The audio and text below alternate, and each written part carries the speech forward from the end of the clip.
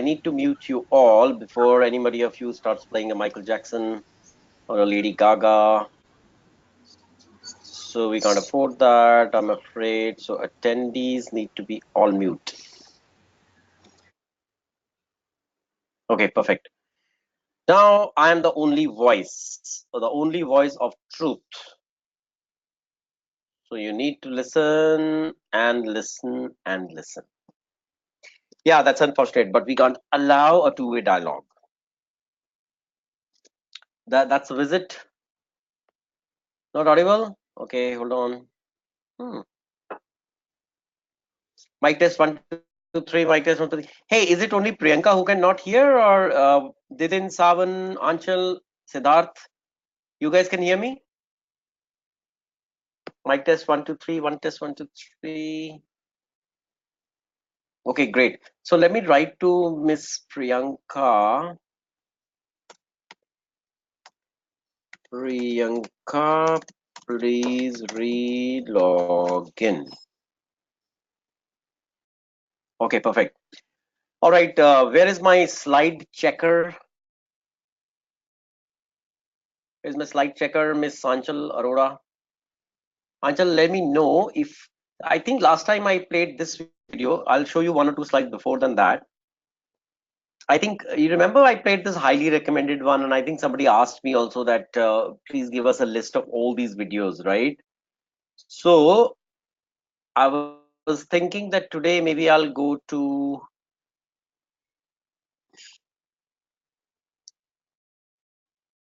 start from here. So let me know if this works. Okay. So slide 27 onwards. Hello, Anchal, Savan, anybody? Because I remember we had not yet started on user stories, and my first user story was, the search media that we use, to book a hotel room and that kind of thing. Oh God, I'm so sorry, I crisscrossed. So I'm sorry. Savan is Arora and Anchal is Chopra. So I said Anchal Chopra. No, sorry, I said Anchal Arora. Okay, thankfully I didn't say Savan Chopra because that would have been like a big one. Okay, so Anchal, 28, 29, right? This should be okay. So let me quickly. So guys, today we are not on GoToMeeting where we often do our videos. Unfortunately, GoToMeeting is not really doing very well. So we are coming to GoToTraining today.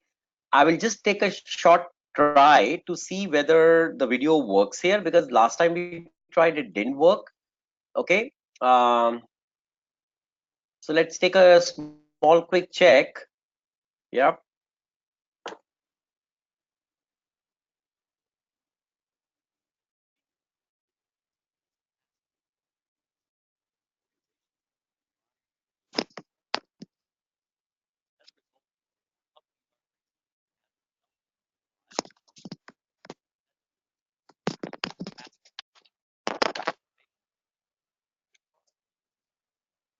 Is that? What's it do? How does it live in an organization alongside traditional development practices? Well, to answer these questions, let's meet Mary, the owner of.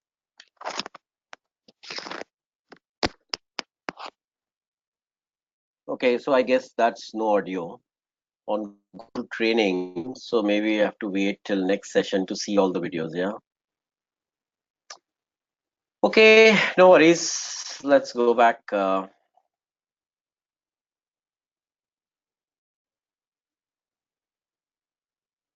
Okay, and we come here. Okay, so guys, if there was no audio you could hear, then it's fine. We'll have to wait till another 2-3 days before GoToMeeting gets okay. And once GoToMeeting is fine, then from the next weekend, the sessions which will be going to be more on GoToMeeting. In fact, I'm not sure whether tomorrow's session may also, if GoToMeeting gets all right. It's a software issue right now. So GoToMeeting, guys are trying to, the team is trying to rectify that. If they're able to do that, then tomorrow we'll be on GoToMeeting, or else we'll keep on GoToTraining. So likely no videos this week and a lot of videos next week. Okay. Okay, guys, final check. Assuming you can hear me and you can see my screen, shall we step on to the user stories? Somebody just please, yeah, okay, good. Let's go, guys. So, guys, welcome to a very, very important aspect of Agile cycle as such. And of course, you being the Agile coach, it makes a lot of important sense to you as well, because this is the basic lifeline of how the requirements in Agile cycle begin.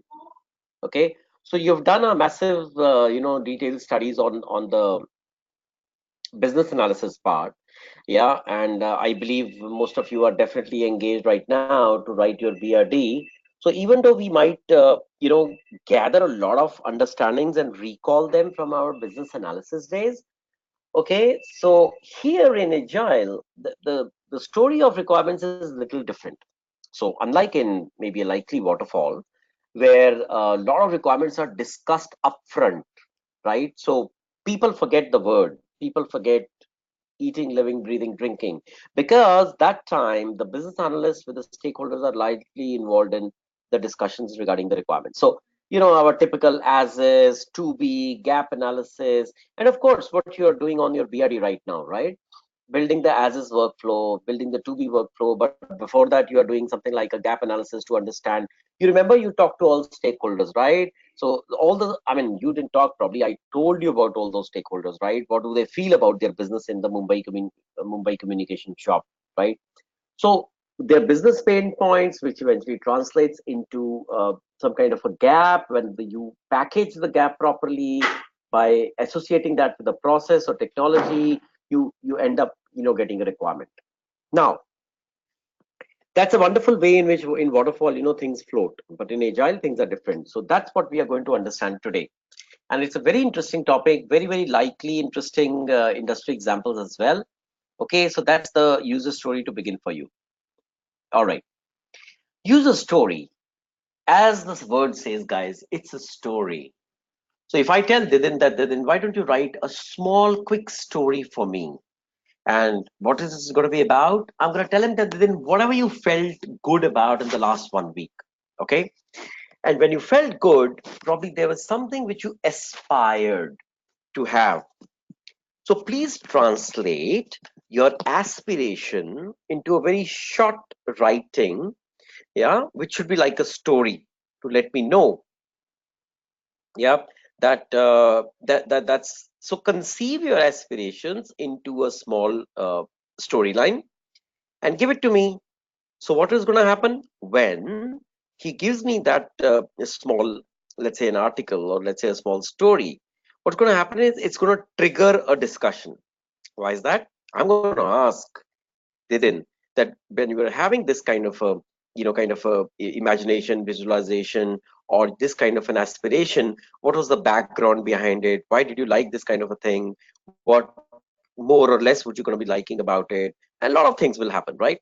While we discuss all that, what eventually will come through is that we started the building up of what Didin wants based on a certain logic and aspiration, of course, and then looking at it whether it's doable, right?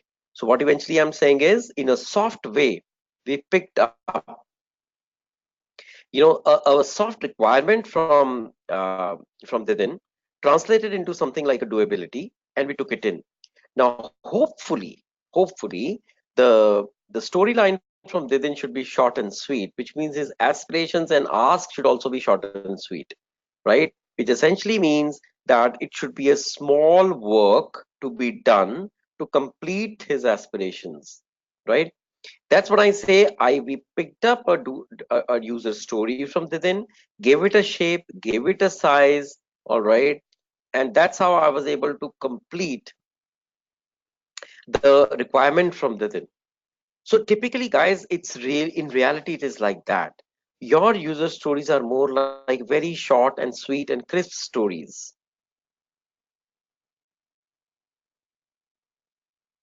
on which, so it's like a piece of paper.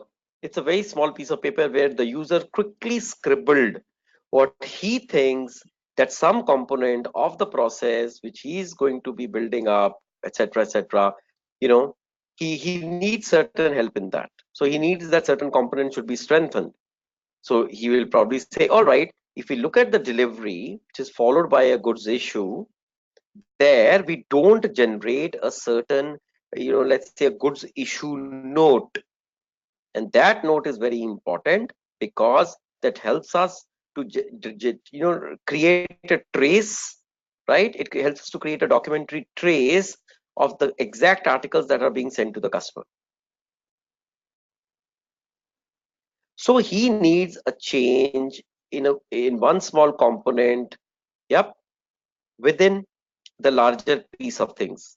That's like a very small user story. But of course, let's look at some examples where we can just appreciate that being small, being crisp and short, but still how an agile coach can get clubbed with the users' stories in order to develop it into a full-time requirement. Now remember, don't forget that you already have a business analyst sitting in your team. So basically, it's the business analyst which is going to align with the product owner, yep, and who are going to do the needful here. So the requirement perspective is cared for by the business analyst from the agile team or the service provider team, and the product owner from the client team. Two principal architects of requirement build up. But you need to have a detailed and greater understanding in this, because since you're leading this whole show as a coach or as a mentor, yeah, so obviously your understanding about this has to be good. Now, did it start from here or there was a slide earlier on this? Yep, that's what it is.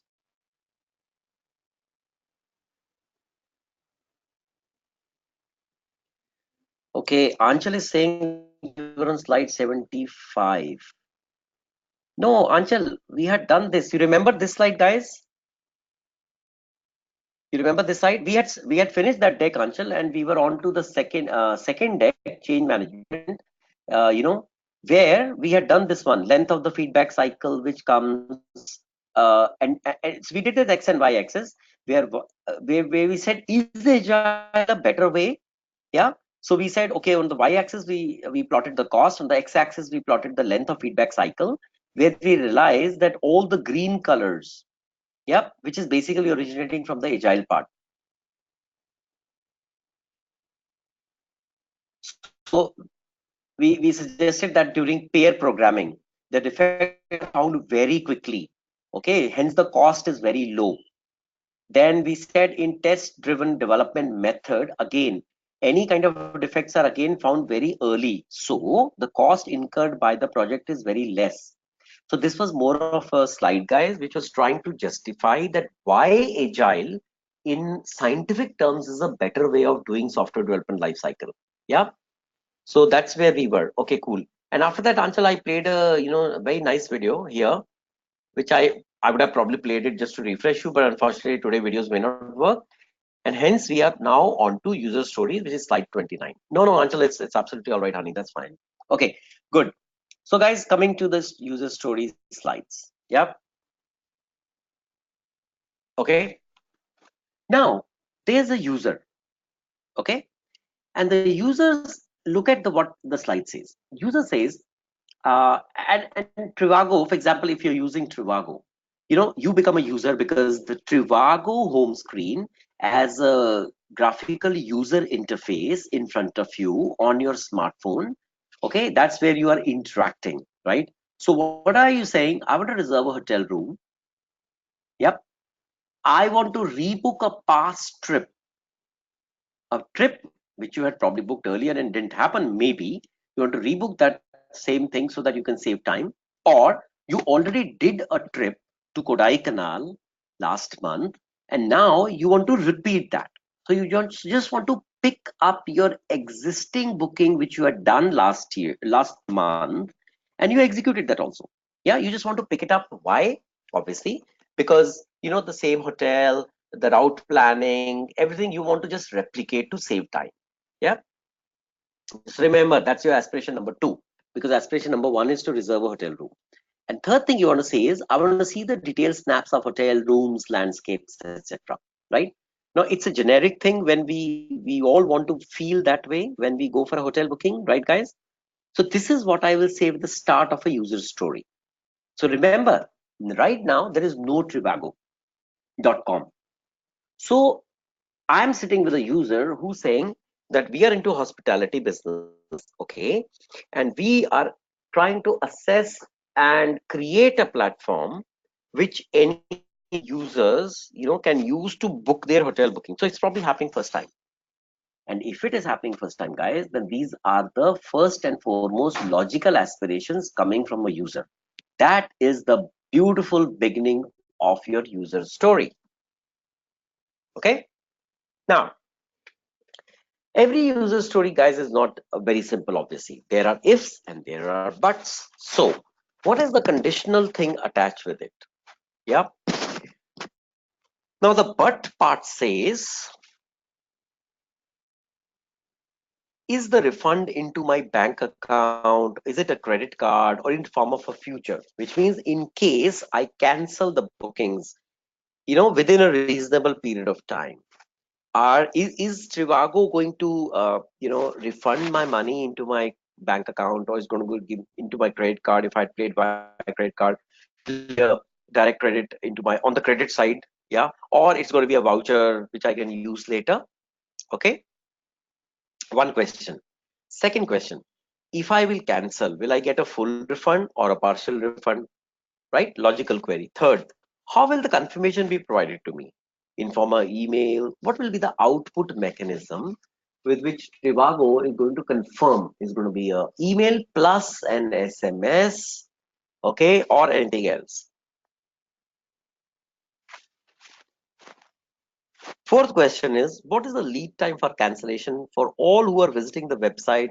Or is it that the frequent traveler can cancel later without incurring penalty? So if I'm using Trivago a lot, I will expect them not to penalize me even if I'm canceling, let's say 3 days before the booking. Oh, sorry, 3 days before the actual stay.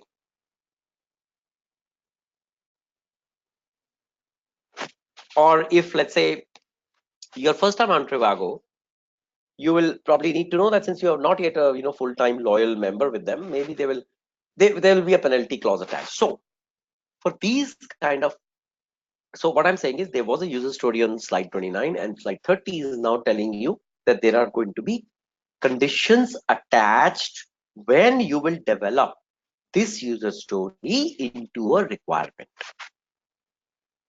Okay. Now the product owner, as you understand, guys, product owner is the boss of the user. So he's from the business side. Okay. He understands most of the processes very well. Sometimes, most of the time, actually, product owners are some people who have actually done many long years into business operations and all that stuff from the client side. So they are pretty much well aware that how to translate a user story into a requirement. Yeah, so they are quite knowledgeable, senior, wise people. Now, the suggestions from product owner says that in terms of confirmation, we can trigger email confirmation. Okay, whenever any financial transaction happens, and we can send it to your registered email ID.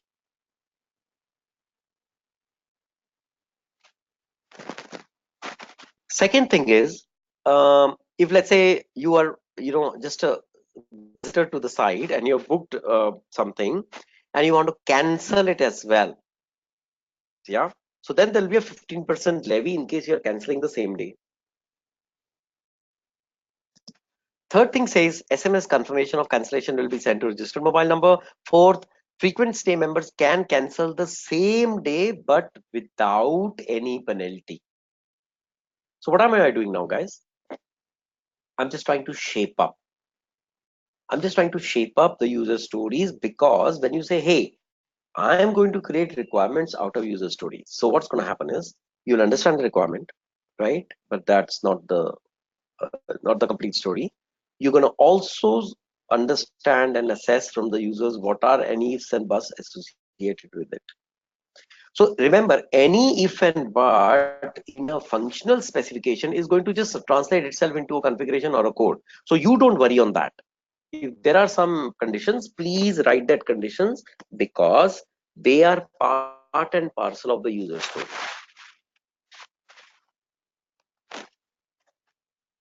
Okay, so this is, guys, good. All right, shaping up is okay, right?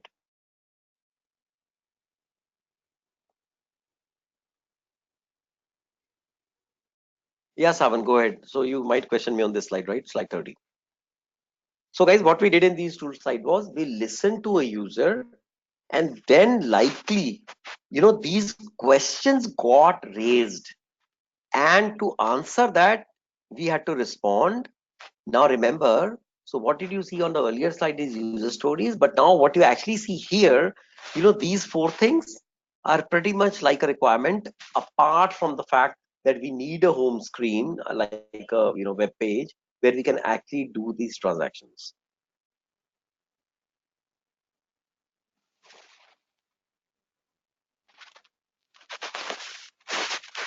Okay, all right, let's look at the question now.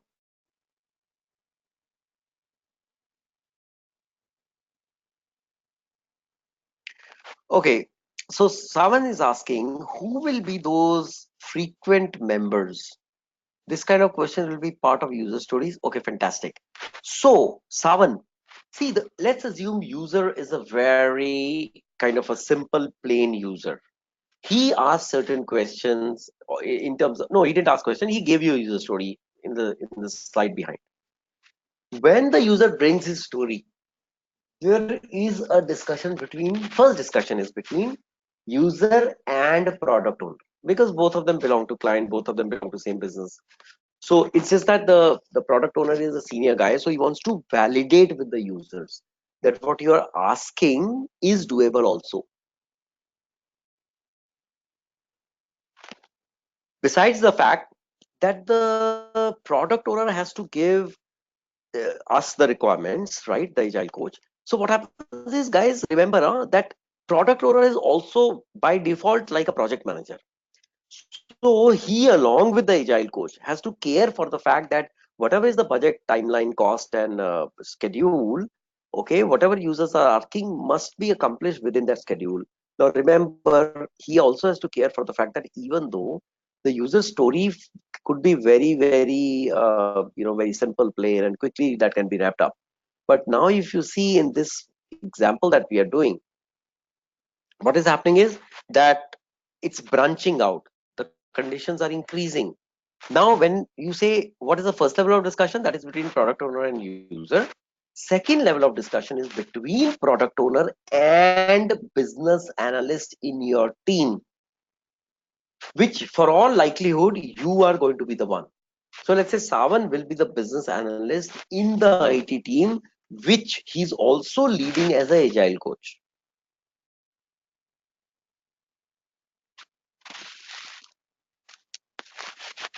So after the second discussion, which is between product owner and BA, okay. But remember, yeah, that the user stories are very short, so the requirement buildup is also very short. So it's not like a detailed requirements, yeah, because that already has been done earlier. Which means if there was a bigger requirement, right, it was already broken down, and the changes out of it were made separately.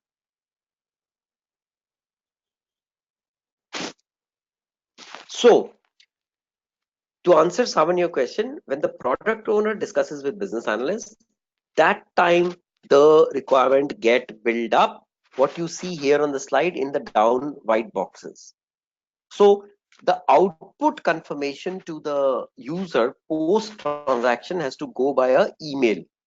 On the registered email ID, this is a requirement, which means the system has to behave like that, which means the system output has to be configured in a way that post when the transaction happens, the system has to send a auto emailer to the user, to the visitor, to confirm that that his bookings are done.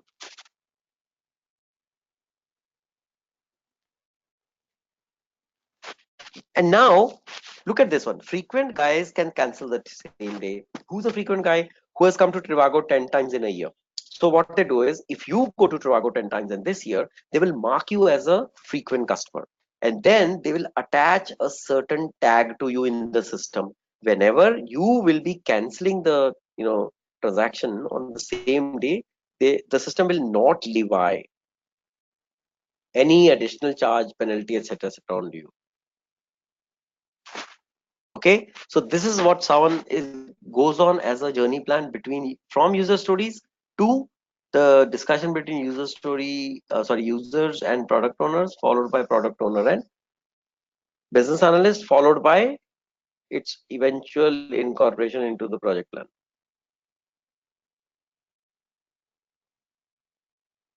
Okay, let's go to user story number 2.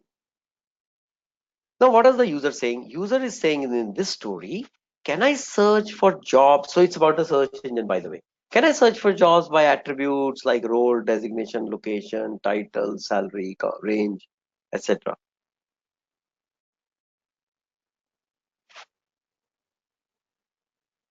The second story is, can I view detailed job description and other related information about each job that is matched by a search? Let's say I will put into the search engine. Okay. Um, I will put my credentials as business analyst. Okay. I'll probably put some domain, energy, petrochemicals, consumer goods, retail, etc. Then I will write plus, I will write the years of experience, for example, 18 years or whatever, plus maybe I'll use these two parameters to search for a job at naukri.com. Okay. Now the user is asking that, hey, you're going to design a user engine. That's our core requirement. Okay, that you're going to design a search engine. Now, first query or first user stories, can I search for jobs by attributes like I'm a male, my designation is vice president, my location is Mumbai, my role is, a business analyst. So the user here is just tending to get into a detail. Why? So that he should not end up getting broad opportunities from the job portal when he logs into it. Yeah. Second story from the other user is, hey guys, can I view detailed job description, other related information about each job, so that when your search engine, which is the key requirement, what we are discussing in this case, so that when that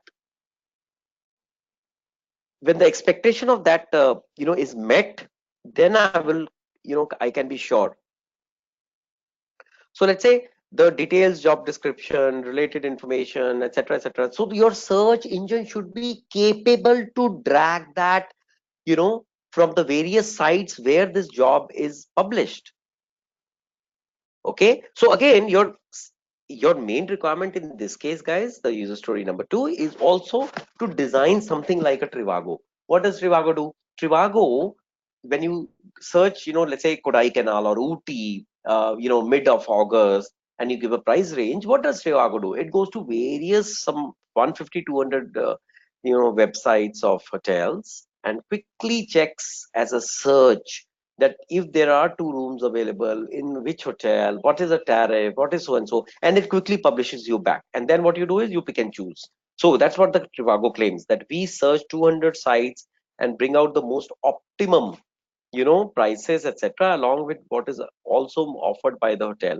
So that is how you can pick and choose your hotel of your choice. Yeah, here in user story number 2, he's saying that when I put my credentials to search for a job, when your search engine is going to get the openings, let's say there are openings in JP Morgan Chase, there are opening in Credit Suisse, right, some of the financial companies. So they are saying step number 2, your search engine should be capable to bring that CV of the person as well.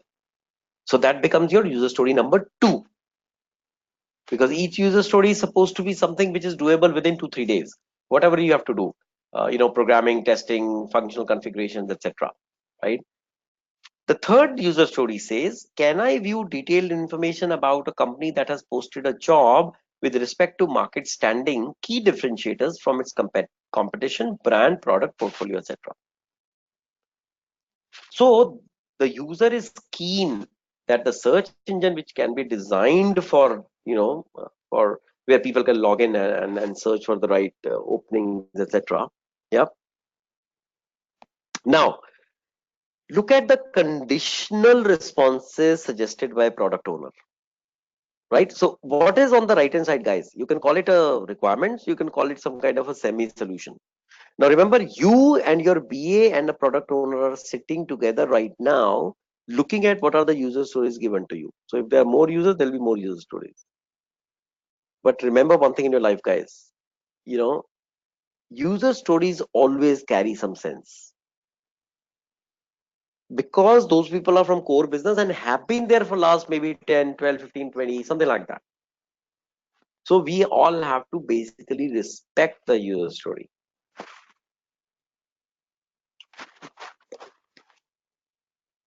Okay, so the first query from user was, can I search for job by attributes like role designation, etc. So the high level solution for that is, registered members of the site shall get full view of job designation, location, blah blah blah blah.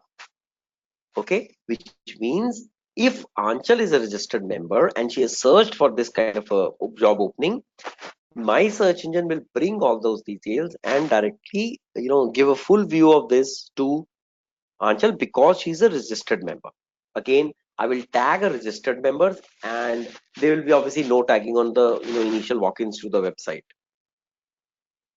As and when we'll keep taking out reports when we realize that uh, that the member is a one-time visitor and not a registered member, we will give probably that guy, just a small description of the job, etc. But to a registered member, you get a full detail. Okay. Second thing, the other user story said, hey, can I get a detailed job description, other related things? Again, first time users will get to know only the company name and job title. Registered member will get the full view. So these are right now the requirements which are getting built. Okay. Third thing is, can I get a detailed information about company that posted, blah, blah, blah. Registered members of the site can send specific sample CVs for different roles within same or different industries.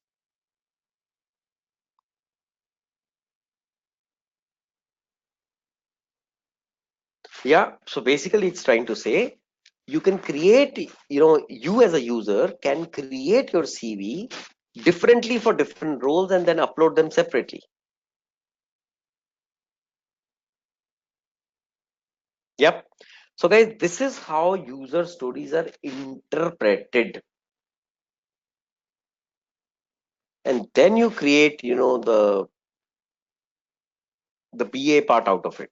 So then the requirements will get formed, finalized with the business case, approval from business, and then it will be dropped into the software development to be constructed into the system.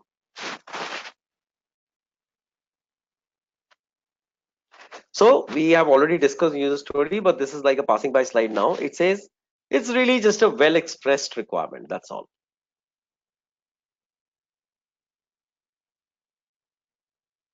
So user story, guys, focuses on the viewpoint of a role, okay, which will get impacted by solution. Second, it defines the requirements in a language that has meaning.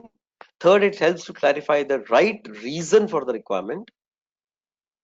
And fourth, it helps to define high level requirements without necessarily going into very detailed level too fast.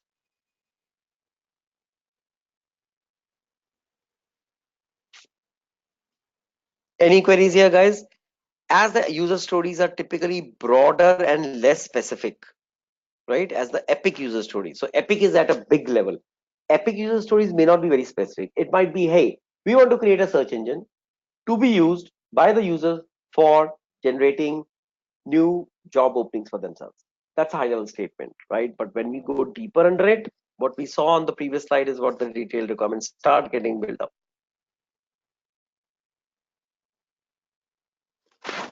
Okay, any question till now before we step ahead?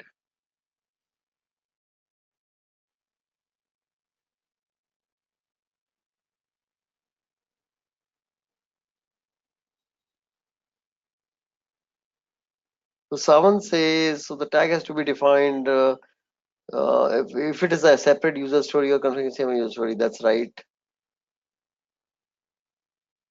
Okay, that's right, someone. You're right. Okay. Now let's, yep. Okay, agile terminology for, please read it as for effective user stories. Yep. So guys, you have to be validating the user stories. So please don't appreciate that, users may not be in a, of course, users in Agile are typically quite capable to write user stories. But don't bet on it. So what are the essential features of a user story? One, it should be independent,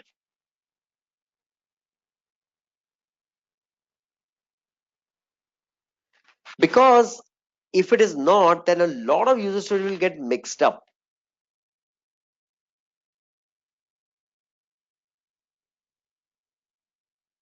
Unless they all can be considered into a big user story. So as far as possible, all the stories of the user should be a separate line item. It's okay, you can club them. If you feel line item 4 and 5 are very close to each other, it's all right. We don't maintain them as a separate soft requirement in the user stories. Okay, but we want to don't treat them as separate because they are too close to each other.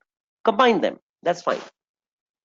Second, user stories must be, kind of negotiable. See, we are not working in a fixed contract because that's very dangerous for service providers like you and me. So we are working on a time and material kind of a open contract that, okay, whatever amount we put, whatever effort the team puts in, we will bill the client based on that effort. Yep. So stories are not a fixated contract. Stories are stories. So since a story is what? It essentially that you want to create a functionality. Okay. So this means it must be a collection of certain features which the team can discuss and clarify, right? So negotiable means it should be completely flexible, which means you should be able to challenge a user story. Okay. And when I say challenge, it's in a very positive note. You should be able to challenge so that the story can be modified as per the way a requirement can be developed in the system. Yeah, user stories should be valuable. They should bring a clear business value. So in the previous example, if you're talking about a search engine, if you wouldn't have gone into details with the user in terms of nitty gritty, you might have developed a search engine but not as precise as what the user needed for finding the job opportunities.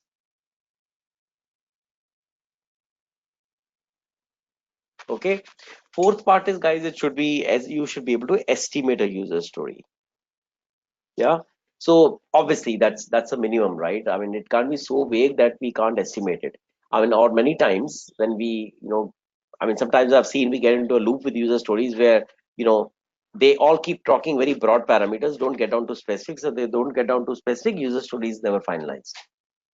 Because if they get to specifics, only then you can estimate that to build this specific, how much of man hour, man effort will be required. Fifth and last, user story should be small size. Yeah, because the larger user stories are actually called epic.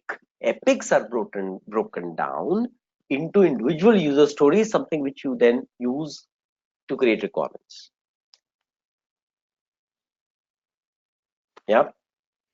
Okay, guys, just give me 20 seconds. Yeah.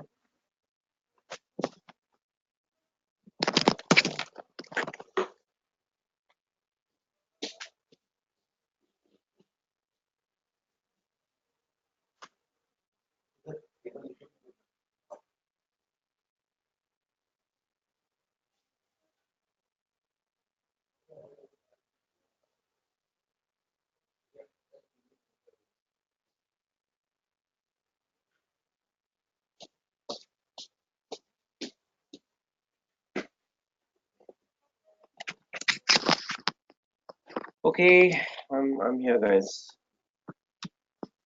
Okay, now one of the principal motives, guys, of showing a lot of slides is to make you familiar with that agile landscape. So if you look at the agile terminology, yeah, this thing says, what are the important criteria of a user story. So guys, don't accept any wild user story. That's a broad outline. Okay, please pick up something which is more doable, which is independent, which is negotiable, which is valuable, and which is estimatable. Yeah, because you will need that to carry out your agile part. Okay, so what are the simple checks for user stories? It should not combine with each other, should be independent. It should not conflict with other user stories. It should be compliant with the organization standards. Okay.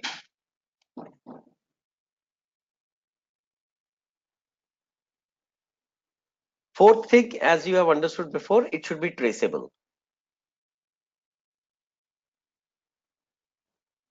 You should be able to trace that into the system. So guys, that is all about traceability analysis, I think, which you have done, very well in the BA part. So they should be traceable. Okay.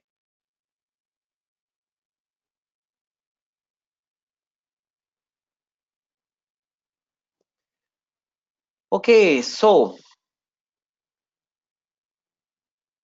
epic user stories are generally broad, wide, more generic, but less specific in terms of defining broad requirements.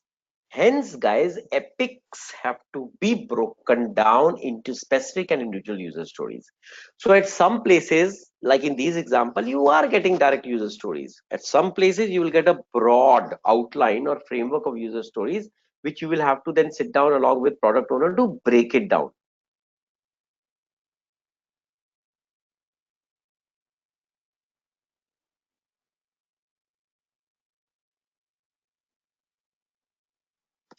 Okay, so managed on a virtual or physical wall. Used for daily startup meeting, contains sprint backlog, user story, tasks, etc. Okay, now let me introduce you to one more artifact here, guys. It is called Scrum Wall.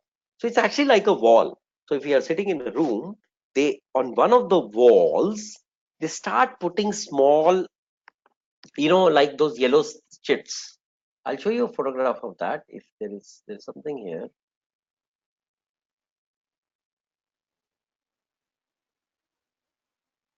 No, maybe not here, but it's all right. So guys, it's actually a wall. It is maintained like that.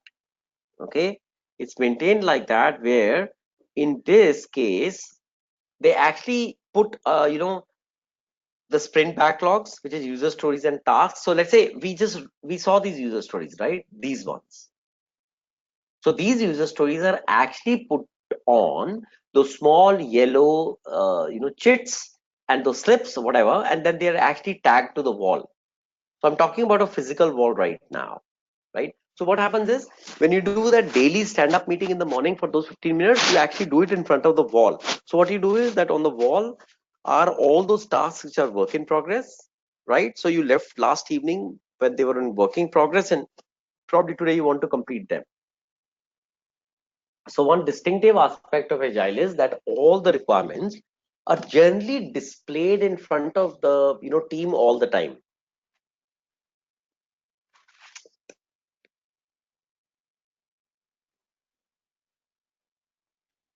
Okay.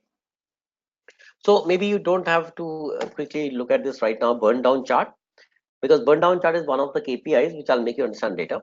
Okay. So here, remember what it says. The user story is signed off by the product owner and moved to deploy. Okay.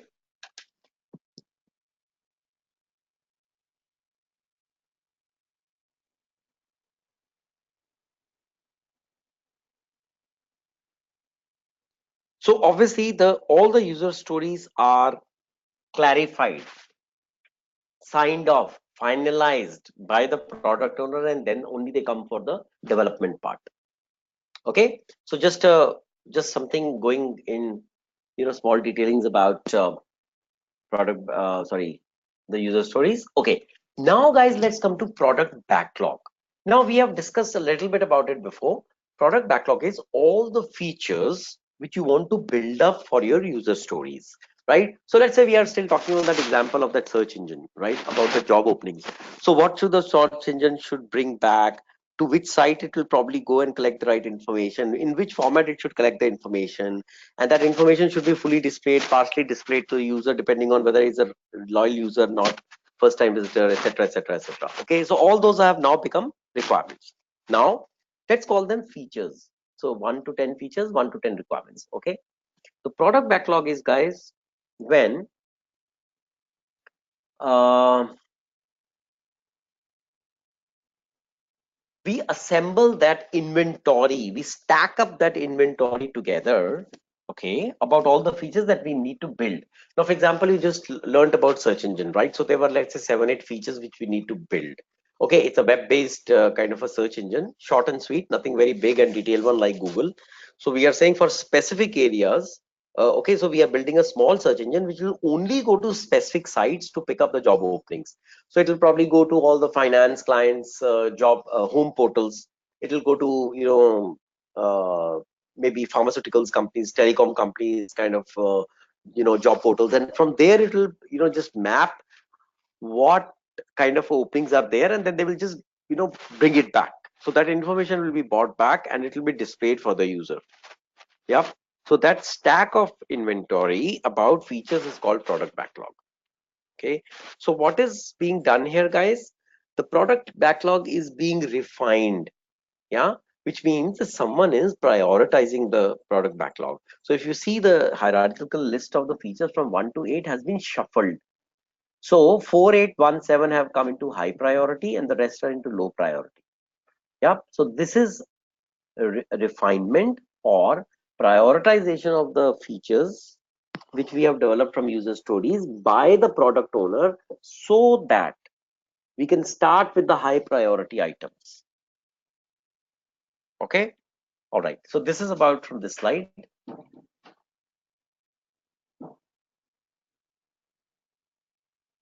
So guys, this is more of a kind of a scrum process. Unfortunately, I won't be able to play the video, but I can explain this.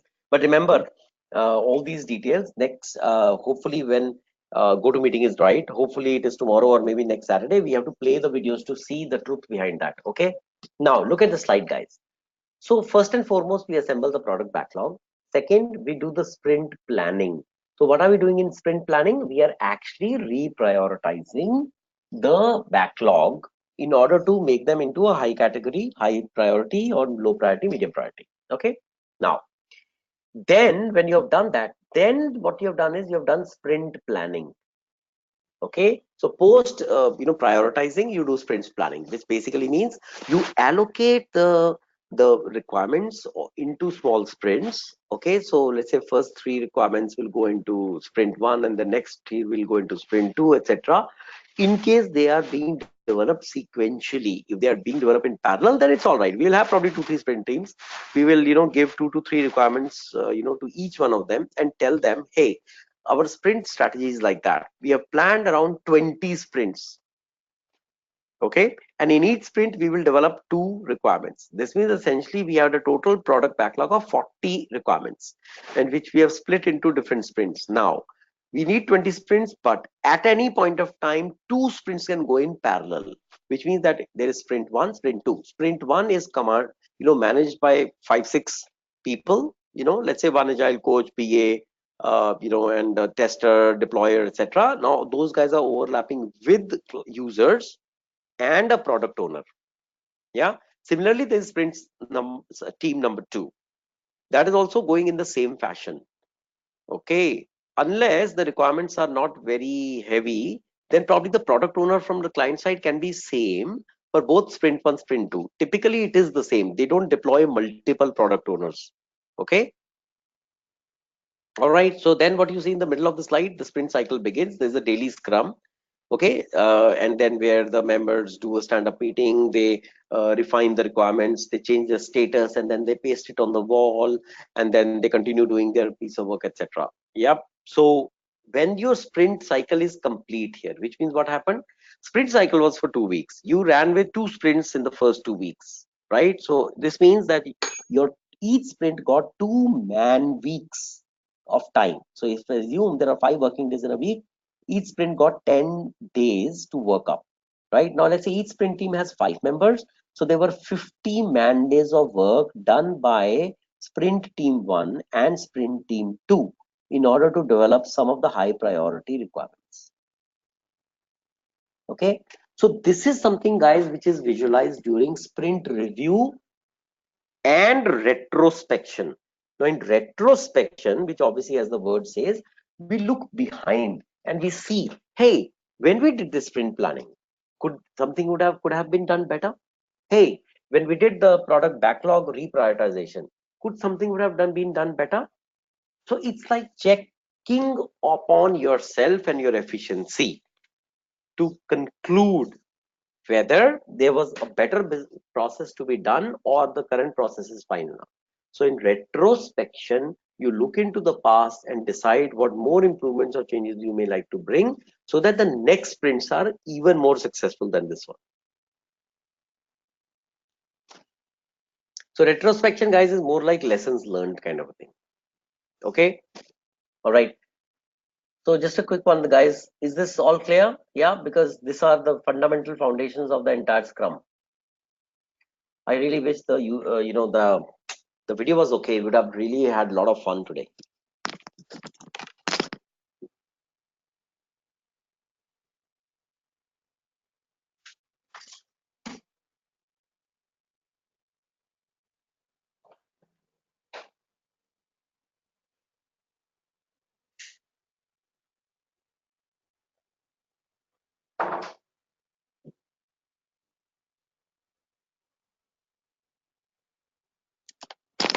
Okay, let's look at Scrum. Okay, so guys, we are now a little bit in details of the backlog part. Okay.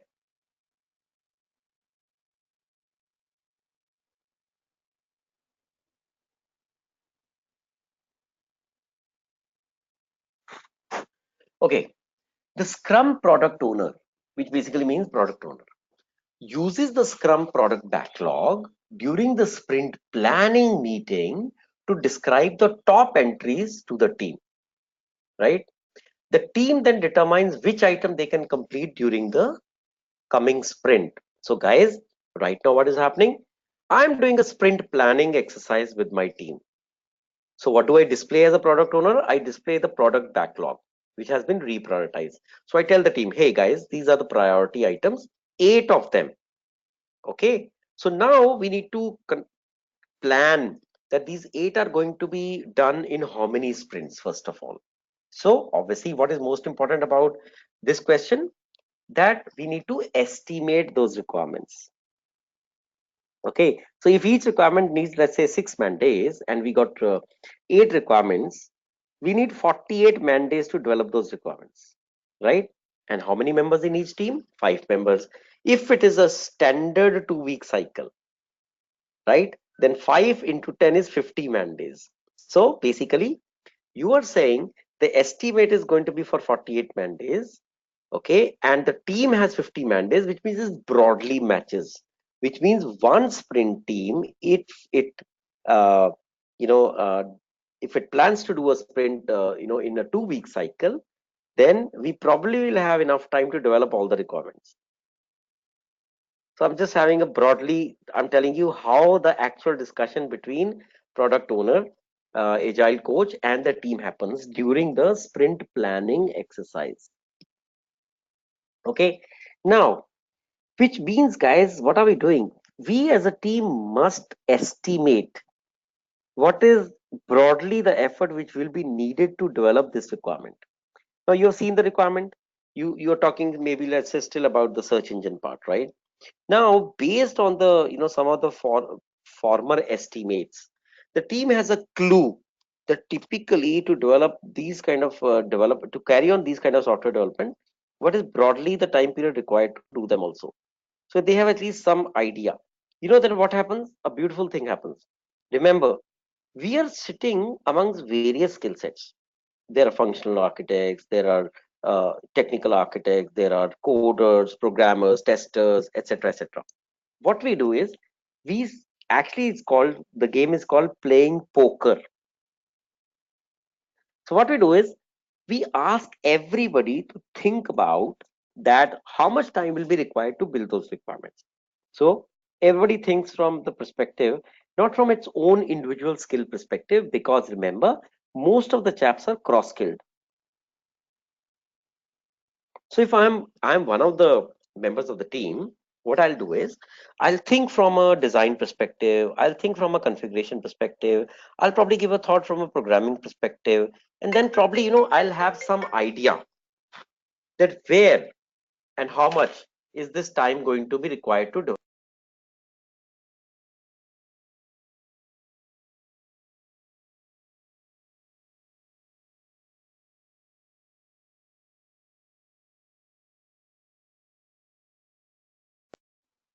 So the beauty of this thing is a combined wisdom of multiple people is envisaged, yeah, in order to create the right estimate which will be used for creating the sprint planning.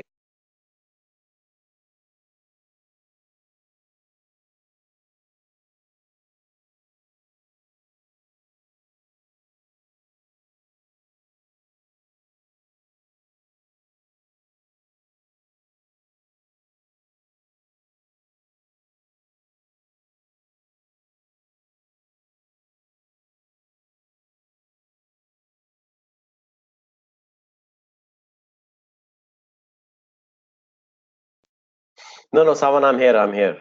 Yeah. Yeah, I need a pause, man. I can't be an incessant robotic talker for heaven's sake. Yep. Okay. So the beauty of the thing is, guys, that we need to pool our wisdom together. Now, remember, you are the coach right now, sitting on top of your team. Okay. And you can assess and analyze that what is the different estimates being provided by the tester, programmer, architect, etc. Typically, I can tell you one thing, guys, the team is never way off, which means the estimation provided by Sawan or Anchal or Didin or Mazebean, right? They're going to be pretty much close to each other. And what we do is we do a simple exercise. We take those efforts and we take a median average of them. And then broadly, that becomes the effort which we think we will need to develop the requirements. Then we consider that effort. We look at the manpower effort which we have at our disposal, and then we plan how many sprints we need to do, one or two, whether they can be done sequentially or they can be done in parallel. Okay, because if the requirements are not very interrelated to each other, we can actually do them in parallel. But if they are dependent on each other, then we need to do sequential. So then it depends, guys. I can plan one sprint, two sprints, three sprints, n number of sprints. Okay, and accordingly my wonderful project plan will emerge. I can keep a short sprints, okay, and the project plan is shorter. I can keep a extensive sprint cycles depending on the estimate part. And of course, remember, nothing is very final, because remember, that's a flexibility which your agile cycle gives you. So this is more of a guess estimate, right? But then agile never comes down to very formal estimates, because they don't want to get rigid, they want to keep it flexible. So it's okay if tomorrow the estimate probably we designed as maybe 6 days or 5 days or whatever, and that tends to take probably slightly more time, right? So keeping the things loose ended so that we can retain certain flexibility, to make any changes in the requirements at any midpoint stage also of the development life cycle. Okay, so that is how we put it more in an informal way.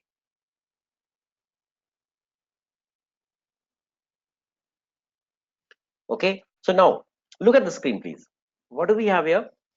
We have multiple stories, and we are putting two things in front of it: estimate and priority. So the estimate given to each is in man days. Yeah. But look at the user stories. Each line item is a small functionality or a task by itself. Yeah. As an authorized user or sorry, as an unauthorized user, I want to create a new account. If this functionality has to be built in the system so that whichever user logs on to your job hunt portal, he has to first create a account for himself or herself. Yeah, so that kind of a pop up, drop down, etc., has to be built on the screen and in the backend. That will take 3 days for you to build and test. Similarly, what is this requirement which is taking 5 days? Is as an authorized user, I want to add a new item so that it appears in the list. That functionality will take 5 days. There's a functionality for 8 days also, which will take 8 days of effort by the agile team. Yeah. As an authorized user, I want to set a reminder for the select items so that I'm reminded when an item is due. So any kind of a task activity which you're probably developing, maybe from a calendar perspective, just an example. But remember, you gave it a high, estimation. But of course, its priority is low. So you're also prioritizing which are the tasks which are most important and hence must be done in the initial sprint cycles. And what is that most important one? As an unauthorized user, I want to create a new account. Why it is priority number one? Because that's how you welcome new users to your home portal. So it's a fundamental, hence it must go live earlier than others.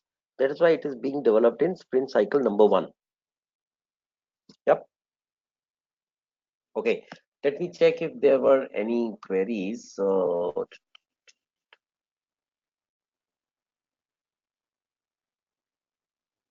Okay, no, fine. How there can be any queries? Yeah. I mean, after all, this is being so simplified. I think it's really absolutely, kind of layman. So frankly, I don't expect any challenge anyways. But yeah, the challenge will be when you have to develop the, again for agile also, guys, you will have a, kind of a assignment, a detailed assignment towards the end. There's a massive case study. Okay, and there you will have to create all the artifacts of that particular business case as if you are a virtual agile coach leading all the phases of the project. And in all the phases of the project, what are the multiple deliverables which will be created by the team? Obviously, I won't expect you to create functional tech specs and all that stuff, but related to agile, whatever are the deliverables you'll have to create. So remember, by the way, the BRD that you're developing, the agile assignment followed by project management assignment, these all will be rated and you will be graded accordingly. Yeah. So there are few something like a book of benchmarks, guys, which we use to so your attendance is tracked. Okay. And then the feedbacks which you give are also tracked. Then your assignment is going to be checked by me. Okay. And I will rate them accordingly. I'll of course help you and give you all the chance with my help to retune, fine tune your deliverables to the to as much as you want. But eventually, after the cutoff time, that will be one which I'll finally check and recommend the gradings. So all your cumulative grading put together will lead you to the certification. Okay, so you have to put your butt in here as well. Okay, sprint backlog. Okay, so back to some more discussion on backlog. All this is anyways very interesting, guys, because this helps you to understand more and more. Okay, so I'll just read out a little bit. List of user stories and corresponding tasks to which team is committed to completing in the current sprint cycles. Perfect. Established in sprint planning meeting. So sprint backlog is established in the sprint planning meeting by taking the highest priority user stories and fitting them sequential into different sprints based on the estimation. Second, sprint backlog is fixed for one sprint.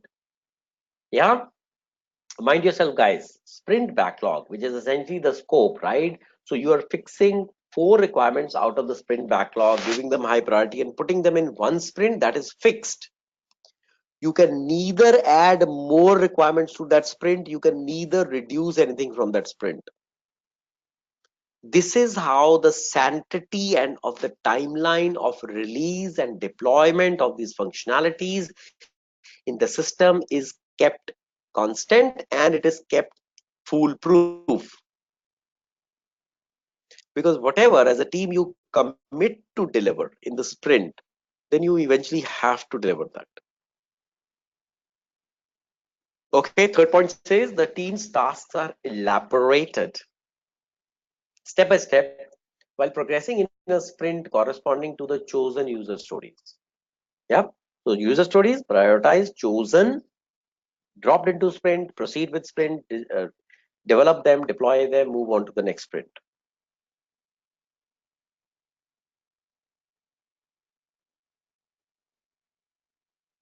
So look at the diagram there.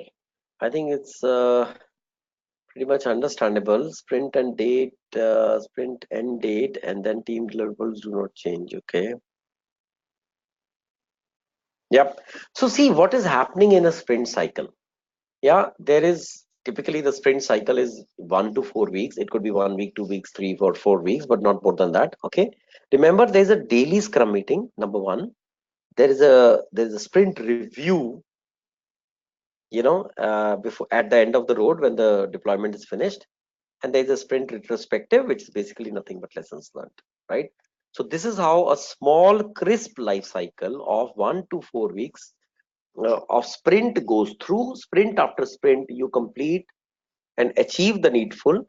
Error ratio margin is less because your requirements are quite broken down into smaller articles, and hence the tasks and deliverables becomes relatively easy. Since there is no errors, you proceed at a quicker stage or speed. Okay, and that's how you're able to definitely complete everything. So see guys, one thing is there, right? Everything you see here is quite well planned. And one thing is clear, if it is well planned, then typically you end up doing your tasks very well.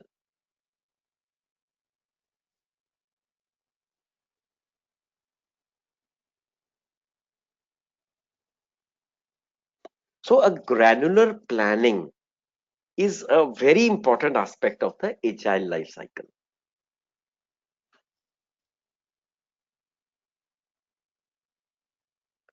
Okay, now I want to show you guys the scrum process end to end.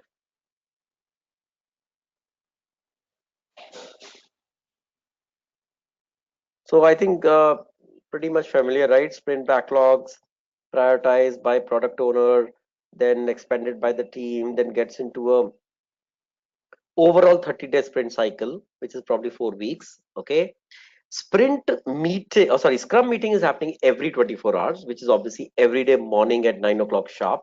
Okay, so remember guys, sprint meeting is fine if it is, let's say, at one location. Okay, so let's say Mumbai is our office, all of us are together, we all stand up and do a stand up sprint meeting or scrum meeting every day, fine. But in case we have multiple teams of agile, so one team sitting in Finland, one team sitting in England, one team sitting in US, so we have to find a common timeline across different time zones when the teams can be together, and then on a audio video they will again do a daily stand up meeting, because then the teams correlate to each other. So India team, which is largely doing development and testing, and let's say England or Finland team, which is largely doing designing, they will exchange a small kind of a brief notes with each other on the stand up meeting, on the audio video call, just to say that what they see as possible impediments, what they see as a likely challenge. So sprint meetings, stand up meetings are designed to preempt any threat which is coming in the future, and future is probably just about a day ahead. Okay, so we identify any kind of risks, we view the progress. So if we realize that, okay, if Anchal is doing a development side, right, and her tech spec is not getting finalized, okay, so she's probably missing the timeline. In the daily sprint meeting, Anchal will end up saying, guys, one of the complex codes, or let's say they write it in some form called user exit. I was trying to write the user exit and it is not getting successfully done. I've done multiple iteration, but I think I need help. So what immediately will happen is, other two, one, two, three, whatever are number of programmers in the team, they will immediately align with Anchal in order to help her to develop that code. So now, see the beauty of it. Every morning there is a meeting like this, which means you can actually give a good heads up to all kind of challenges that you're facing probably every day. and you immediately get support, help, or whatever can be done by the team. Right? This is how smaller errors, or even of course larger errors, are fairly and squarely avoided, hence contributing to the beauty of the agile cycle, which is more error free. And there's obviously reason. So I'll tell you what, guys, there is no huge big reason for agile to be successful. We only made changes at a granular level so that the task and deliverables are more, get more visibility, they get more attention one by one. Okay, and hence, the team is able to perform that same things without any errors.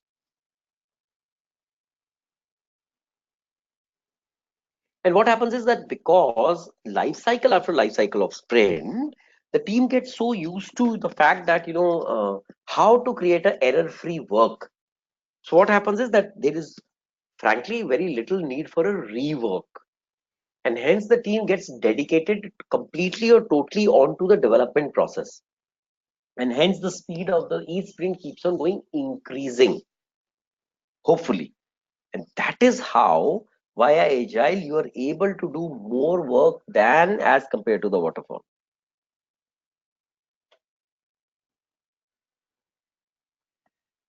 Okay, so let's do now a daily scrum. So just look at the slide for a minute.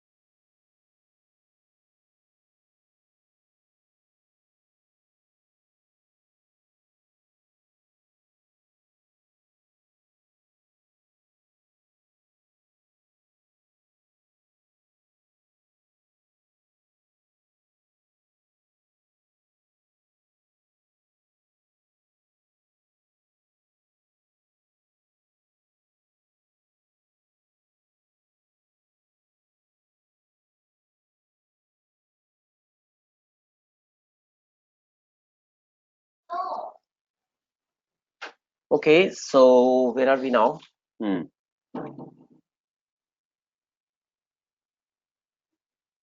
So guys, this is what you typically do in the daily scrum in the typical 15 minutes kind of a event. So now look at it from the beginning. Inputs from customer, team, manager, executive, etc., etc., etc., are always coming in towards the product owner, right? So what product owner is doing, guys, looking at the inputs that he's getting from customer, business, whatever, he's obviously very easy, very coolly, he's adding those things to the product backlog. Yep. So what is by the way he hearing from customers or business? He's hearing their either user stories, or he's hearing some of the new requirements which are coming up. But everything typically comes in form of a user stories, right? He adds that to the product backlog. Step number one. Step two, each product backlog keeps getting repeatedly validated in each sprint meeting, right? Now remember, sprint meeting doesn't happen again and again. It will happen only when you have finished a sprint, and then you come to the next sprint, and then you will do a sprint meeting. Now whenever there's a sprint meeting ready to be done, right, there is always a product backlog which you can is always available for you to look at. You pick up the product backlog, you reprioritize the things in it as per the latest and the greatest demands from the business. So that becomes your prioritized list, right? Now whatever goes into the sprint cycle is fine. Whatever is left out is again kept in the sprint backlog part. Yep. And then whatever you have picked up for the sprint that goes into the typical 1 to 4 week cycle. There's a daily stand-up meeting, there's a review, there is discussions, there is crisscross tray functionalities being done. So some functionalities getting built and immediately tested, some is being built and is being detailed tested because because the results are not coming through, and there's a crisscross. So you as 5-member team are not remaining on to the first requirement. The moment first is done, you pick up second, or even one second is done, somebody the team is assigned the third one, because it's a small one, so some spec can be quickly written on it. As soon as it is written, the specification is thrown at the coder. Why? Because the coder has just about finished building code for requirement of one, so he gets on to two gets on to three, and that's how whatever we need to finish within those 7 days of sprint or 14 days of sprint, we do that accordingly. Now obviously means, guys, this means that the agile coach has been able to create as we know, right, in agile we don't have to do detailed documentation, right? But that doesn't mean that the agile coach like you is not going to create a very, very quick and short kind of a simple project plan, where deliverables and activities are going to be assigned to people, at least with a reasonable timeline. So if something has to be, couple of things have to be done by Wednesday, they have to be done by Wednesday, right? So that you as agile coach will need some kind of a sheet to review what is being done and against what timeline. So it's more of a tracking on the deliverable and products which are being generated, right? So for your own sake, you need to do that. Even though agile will never ask for a detailed project plan from you, but the fact is that you, for your own efficiency and caretaking, and especially remember, guys, when you will step into such projects, the initial couple of months, the sprint cycle are going to actually fail, and they're going to fail a lot. Okay, I'll tell you the reason behind that. So once they are able to, once they fail, you have to redo them, because the requirement which you could not build up during the sprint cycle, it will again come back into the backlog. So when you will do the next sprint planning, the same requirement which you failed to deliver will be again sitting in the product backlog. Now, whether you want to put it on a priority and finish it off, right, which is likely the case, that's why you are doing that requirement, in the first sprint. Yeah. So because initially what I've seen across multiple projects, whether it's in large banks, whether it is in consumer companies, whether it's just for IT development shop, when the team comes new to agile, they take obviously time to adjust. And why is that? Because what you need to learn in agile is one thing, but remember, you have to do a lot of unlearning from where you are coming. So if you're typically come from waterfall, you expect things to probably still go the same way. But the fact is, guys, now you have seen that agile is dramatically different from waterfall.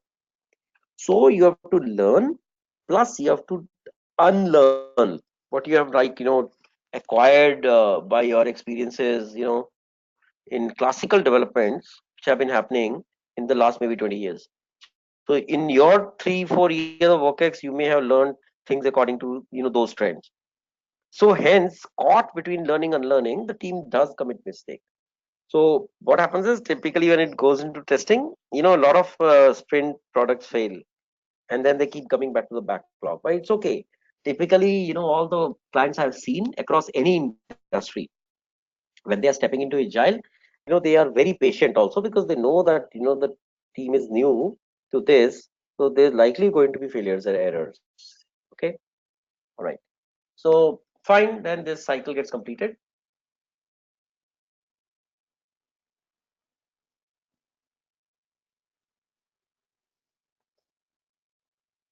Okay, so your daily Scrum stand-up meeting of 15 minutes consists of things like these. One, it is held every day at the same time and same place. Okay, so guys, no complications. Same time, same place, 8:10 in the morning. Please stand up, all of you, and let's quickly discuss what are the tasks, activities which are there on the Scrum board, which have been finished, not finished, any challenges that we already have, which you want to mitigate, or everybody wants to say that as per their timeline, of activities and tasks, they are absolutely, don't have any challenges or whatever it is. So agenda is already defined, place is defined, time is defined. We just exchange some notes quickly within the team, and then we get on to our job, right? So in the sprint cycle, guys, I take a check as an agile coach. So I will point myself at the development team. So let's say Anchal and Dedin are responsible for developments and codings and etc. Right? So I'm going to ask them, what is your plan for next 24 hours? So they need to tell me where they left off yesterday. What are they going to pick up today and begin from there and why? I don't care what kind of coding they are doing. I just care the fact that when they are developing the requirements, okay, should that be taking that much of time or it can be done earlier? Okay. Second thing I'm going to check is, guys, I'm going to see. Now, let's say if let's say Anchal wrote a code and she gave it to testing, but unfortunately, let's say Mazebin as a tester couldn't do it yesterday. So I know that there was probably something which should have been done yesterday, but it was not done. So I have to quickly check on this, and let's say if Mazvin has a valid reason for not doing it, I'll immediately probably go to somebody who has a little bit of bandwidth so that they can quickly complete the testing. Which means, guys, I have to check on teams, collaborations, and performance and try to optimize. Okay. And one very important thing, I will have a complete trust in all of my team members. So if Mazebin could not do testing yesterday, there must be some valid reason for that.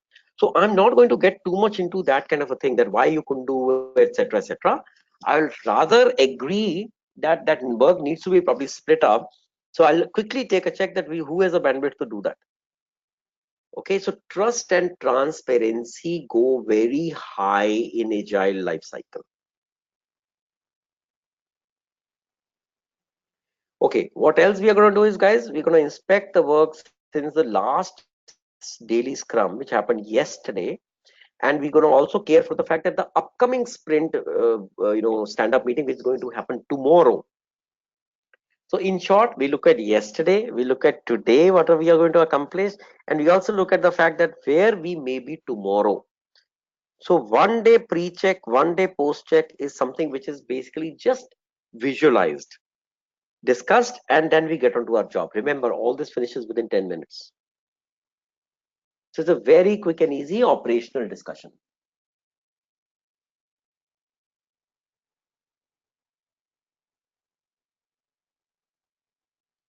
Okay, so maybe your wonderful eyes can read all that, whereas probably I won't read all that. I'll just probably just explain the essence behind it.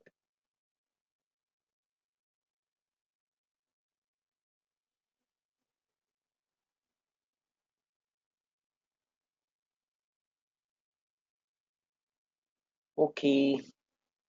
The most significant activity during a sprint review, guys, is a demonstration of the functionality which is built during the sprint. Yeah. So now we are obviously fast forward, right? We did a couple of daily stands-up meeting. We finished our sprint cycle, and now we are coming to the sprint review at the end of the sprint, right? Now, what we do is, guys, one thing we need to take definitely a quick demo of what functionality has been built. Yeah. But obviously, demo is not the only thing we do in a sprint review. Yeah. So in this review meeting, guys, one, quickly we show the product that we have made. Okay. Second, uh, you remember in the backlog, right? We picked up few things which we accomplished during this sprint, and then there were things which obviously are still there in the product backlog, right? Now there is a reverse case. You picked up 5 items to be done during this sprint, right? You could do only 4 for whatever reasons. And we were still able to build the product with the 4 requirements, because the 5th requirement was leading up to a component which we probably discarded. Now, what I'm trying to say is possible, guys, that you are not able to finish the requirements which you picked up for the first sprint. Then what you're going to do is, you're gonna they are incomplete items in your sprint cycle, you're going to move them back to product backlog. Okay. And if it looks like that will be an important one to develop in the upcoming sprint, then you will reprioritize and re-estimate that. So remember, guys, product backlog is a living kind of a document. What you put into it, what you pull out of it, and what you keep adding onto it. that's completely visible to the entire team. So very simple. Sprint review meeting is kept very informal.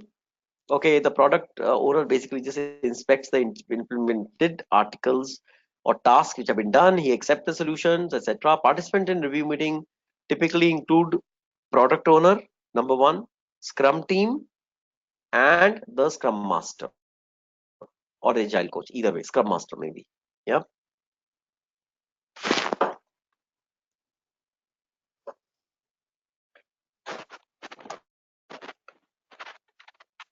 Okay.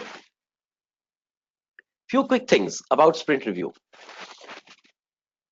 Sprint review, guys, is also done obviously to avoid surprises. Why are you sitting with team and doing this daily Scrum meetings every day? Essentially, it is to make sure, guys, that to justify the idiom, it's not the end product which is important, it is the journey which is important. So during the journey of the product build up, right, we actually want to avoid surprises, whatever they may be. That is why we use this sprint reviews to avoid surprises, quickly discuss, and to provide any kind of an early view to the product owner. Okay.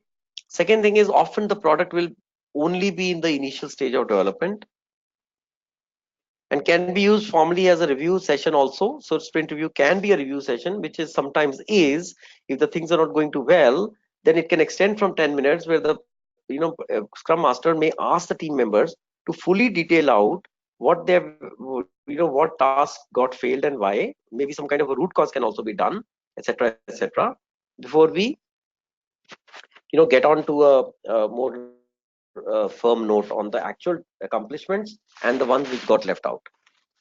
Yep. Similarly, in retrospective, guys, it's at the end of each sprint, okay, and at the end of release plan actually. It usually involves a scrum master or independent coach, anything if there's a facilitator. Facilitator ensures that the team is comfortable sharing feedback. Okay, no finger pointing, no blame game, nothing, just a learning for what we could have done better. That's all about it.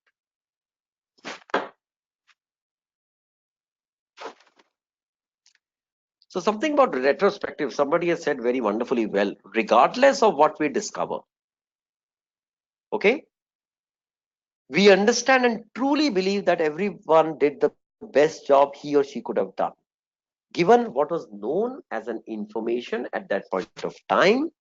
Okay, he or she did his best to her abilities and skills and the resources available and the situation at hand. So, this is actually a dialogue from a very famous science fiction called Star Trek, which was beamed, to the audience. It used to be a television show, episode after episode. It ran very long. It was beamed somewhere in 90s and continue into the early 2000s as well. Yeah, so I think it's a wonderful statement about when we sit together post sprint review in something called sprint retrospective. We just want to we go with the faith that everybody did their best, but if something still got missed out, left out, what we can now incorporate in the next sprint, we just have to take a true meaning out of it and nothing else. Okay. Oopsie. Any queries till now? No? Okay, cool. I guess you guys are fine, right then? Okay, guys, so shall we take a quick break here? We are stepping into agile metrics, which is a little more deeper sort of an understanding. So I thought maybe we can have a quick short break before we go in.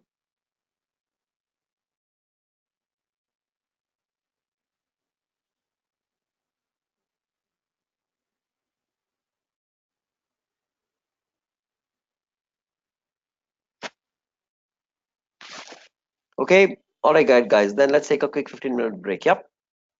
Cheers.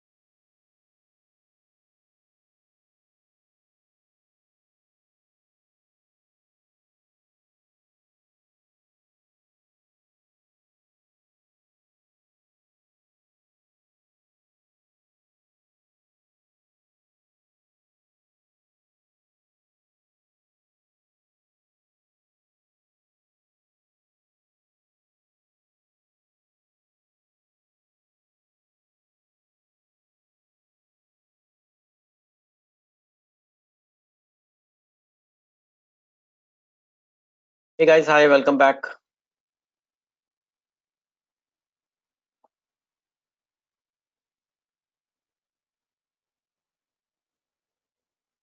All right, guys, welcome back, welcome back. Mic test 1 2 3, mic test 1 2 3. Guys, let's be back together.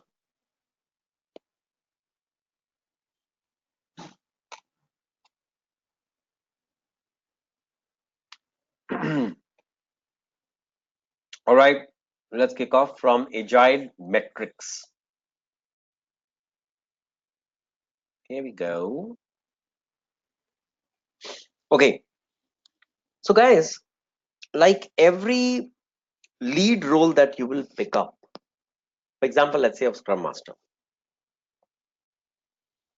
they're going to be a certain KPI, targets, SLAs, or something like that attached to it. And obviously, you and me both know, right? It's not a surprise. They'll expect you to be working with certain targets, right? And here in this case, the targets are going to be that of belonging to the efficiency of the agile deliverables or the Scrum deliverables that are being created. Hey guys, Ritika has an audio issue. Are rest of you okay?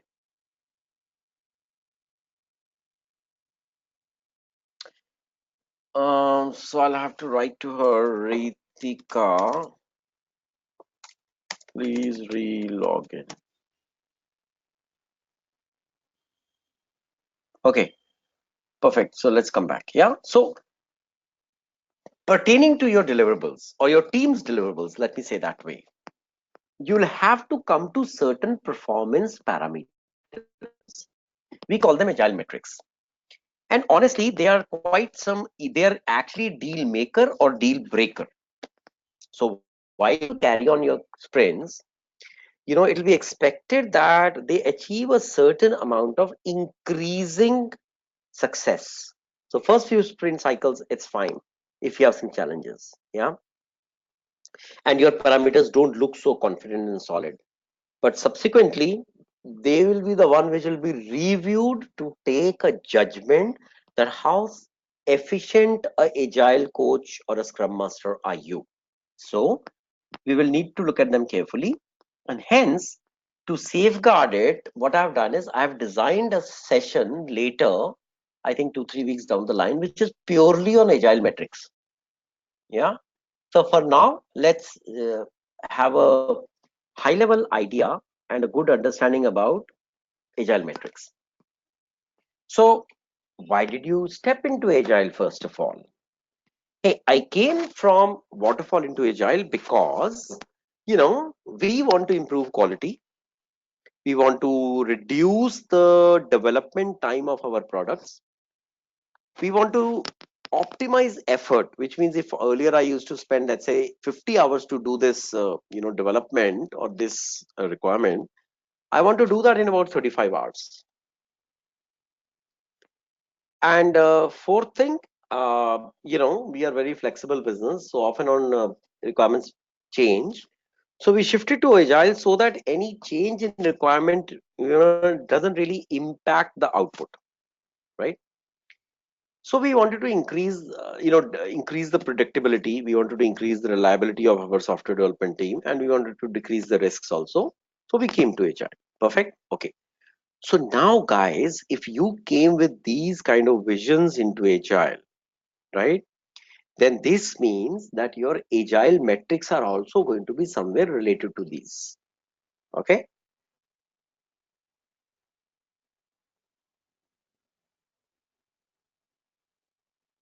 So as a scrum master, you will focus on certain trends.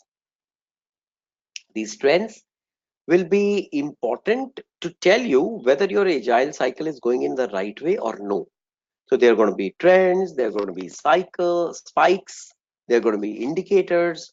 So what you see in the bottom side of the slide, guys, is actually the depiction of agile metrics as they are displayed in the project after a period of time, or rather time to time.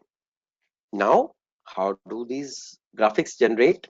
So guys, just like any other thing, running a agile cycle is also like a project. Hence, as a scrum master, you also need a project management tool. Yeah.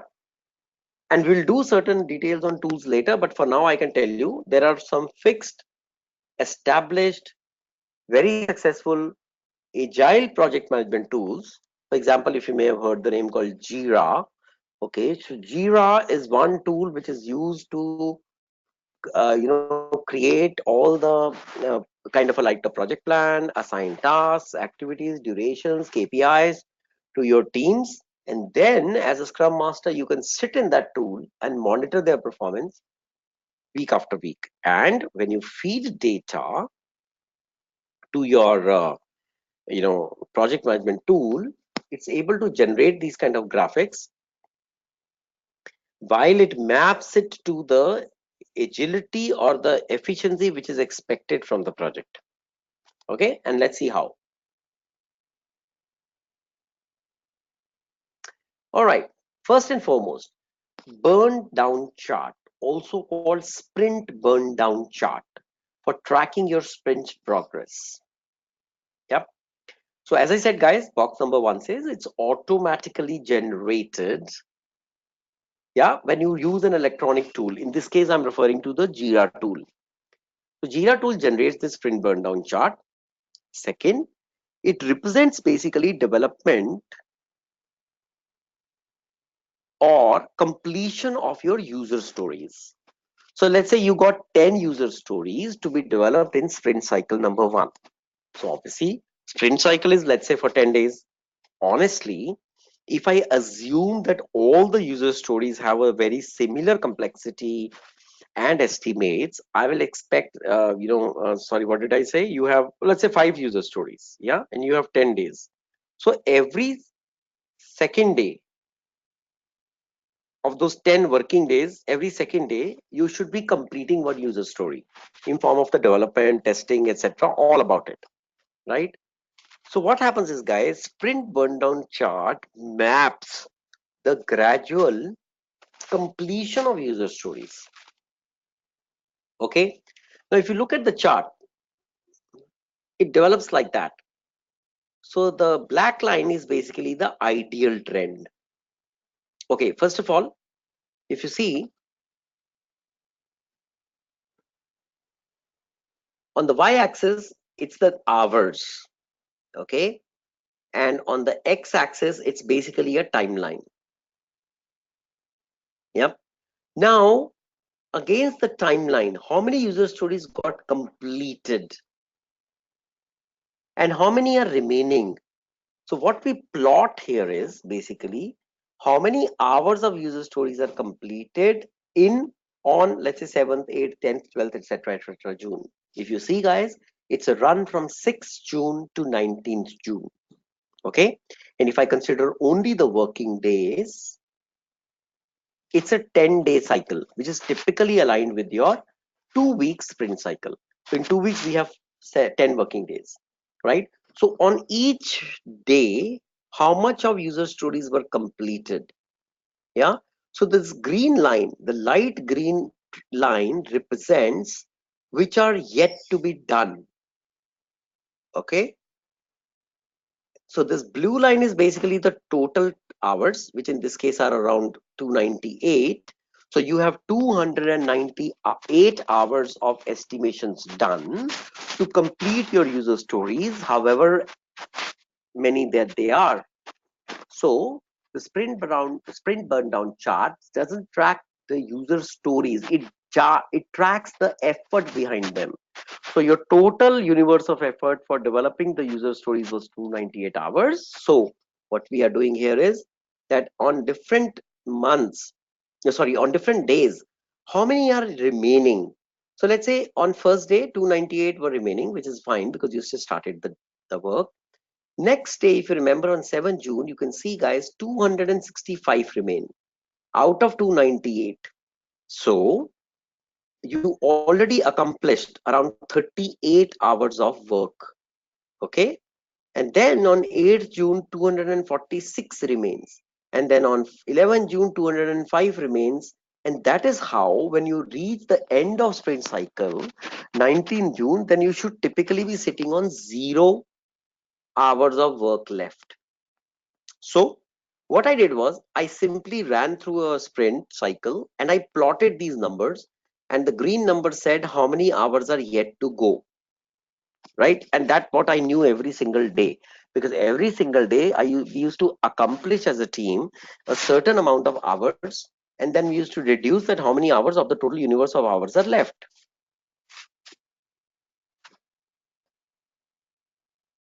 Okay, so green is my actual performance. And as you can see, guys, it's a little spiky, going up, going down, going up, going down, going up, up, up. Okay. So what I do is I, yeah, so it's ahead of the schedule, Savan, because in the first day, we have to accomplish 298 hours. Okay. And ahead of the school schedule, I think, because probably there was a total, I don't, it looks like there's a total effort of either, no, it's 298 only, it's not 300 hours. So when we start on day one, guys, remember, Agile is all a lot about trust, transparency, and optimism. So you start on an optimistic note that when I'm starting on day one, the total number of hours, okay, the spirit is to stay ahead of schedule. So it's more symbolic, Savan. Okay. So I wrote that all by myself. This green one, ahead of schedule, it's more symbolic. So guys, if I simply draw a straight line, that's this black line, right? It is without any ups and downs. So I will call this as an ideal kind of a accomplishment hours. So if I compare, yeah, at each step, what could have been an ideal hours and where we actually are. So if you see the behind the schedule, so this 246 is behind schedule. Why? Ideally, I should have been left with 232 hours if I draw a straight line which takes optimum efficiency of the team. And if my thing is higher than that, yeah, then I will say that I'm behind the schedule. So in this sprint cycle, guys, I was largely slightly behind the schedule. If you see, I picked up speed here between 15th and 18th June. When I was at 101 hours left, I was supposed to be at 67 hours. And from 101, I dramatically dropped to 50, which means I did almost about 51 hour of work. And if you see between any 2 days, typical my work is between 260 to 246, that's about 26 hours. 246 to 205, that is about typically 40 hours. 205 to 173, which is about maybe 30 hours. So I was normally doing 30 hours every day, but here likely it's a weekend where we actually worked maybe on a Saturday, and hence we were able to, you know, go down to 50, and then again on 18th to 19th June we again completed another 50 hours. So what I will say is not very ideal, because in the last 2 days of the project I almost pulled through 100 hours of work, whereas typically we should have pulled that kind of 100 hours in 3 days, but I couldn't have helped it because I was running behind schedule. So sprint burn down chart is simple. You just feed the data into your project management tool on every day, that how many hours are accomplished and how many are left. Based on the left hours, it is going to generate this graph which is called sprint burned down. So as the name suggests, burned down, which means I should have burnt so many hours, but I haven't, so I'm behind schedule. If I've burnt, you know, so I can be ahead of schedule or behind the school depending on, compared to the median hours of work which is left for the till the remaining time, how ahead or how behind I am on that.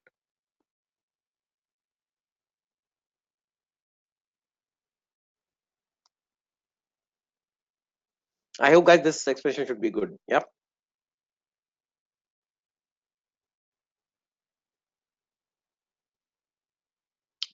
Okay. Stepping on, a scrum has clearly defined rules and allows self organization of the team. So guys, one of the strengths of Agile or Scrum, let's call it Scrum now, more Scrum, because um, effectively the real methodology you're using is called obviously Scrum. Yeah, Agile is just a broader umbrella.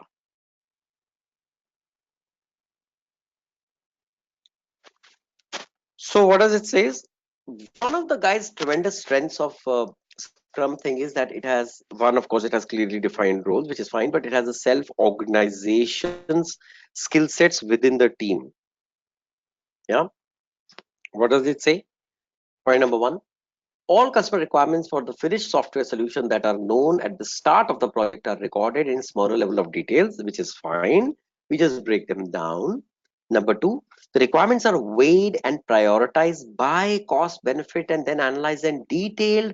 Then they are articulated as the pure requirements. Then they are designed and developed and tested.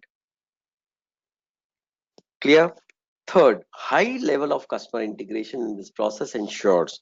So that's an integration with your users, by the way, via product manager.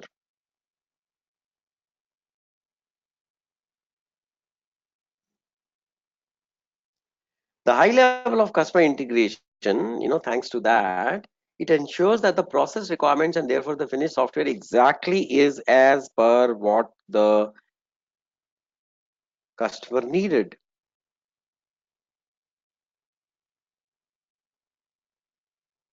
And the fourth point says, at the end of any given implementation cycle, the requirement that the customer set for the finished software is fully implemented.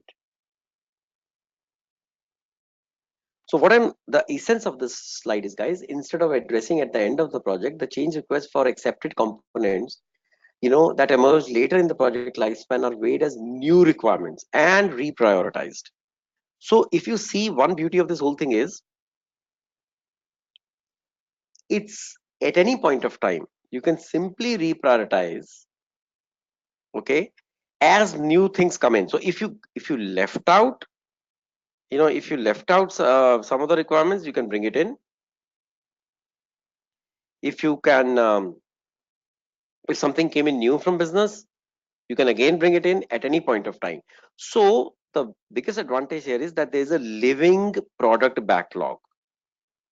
You can bring in the requirements, you can reprioritize, you can switch them back and forth, etc. But the fact is, this is how it will go ahead in terms of your your inventory for developments.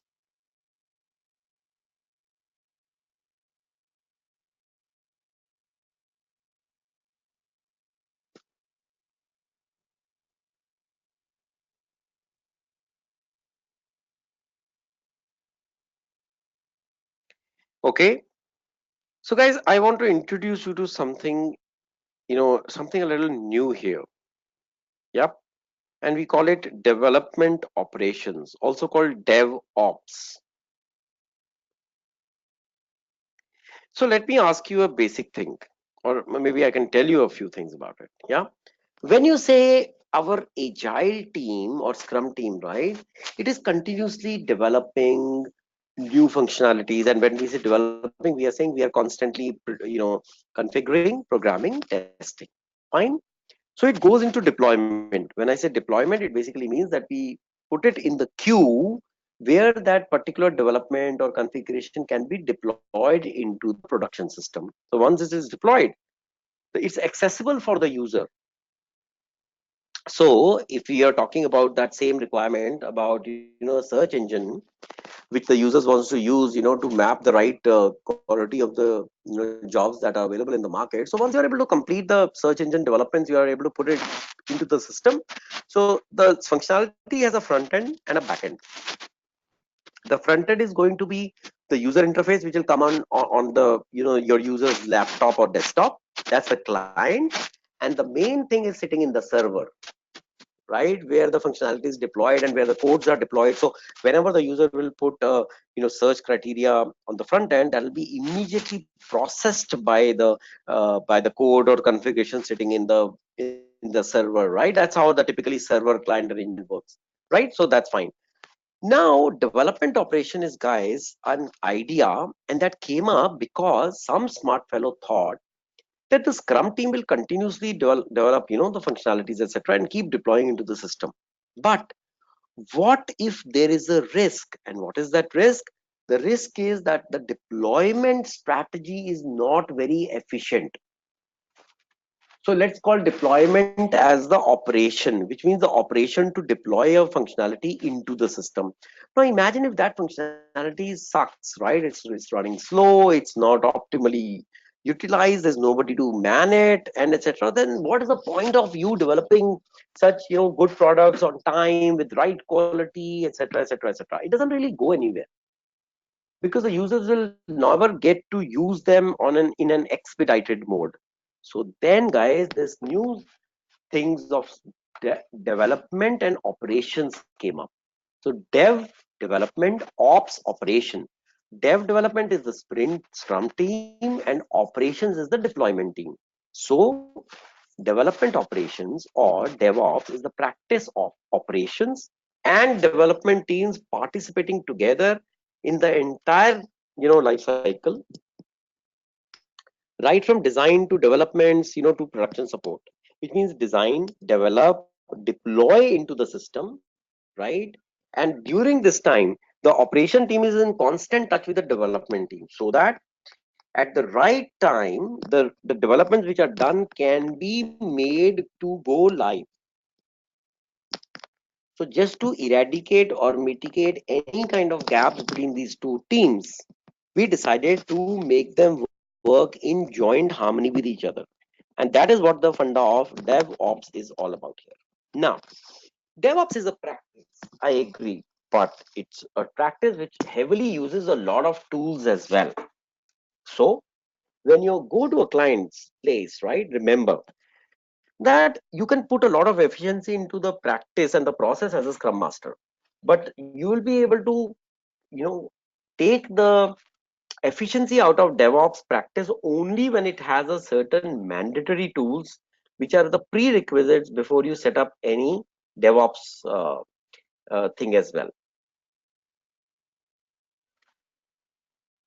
Okay, all right. Let's do a little bit more research on this.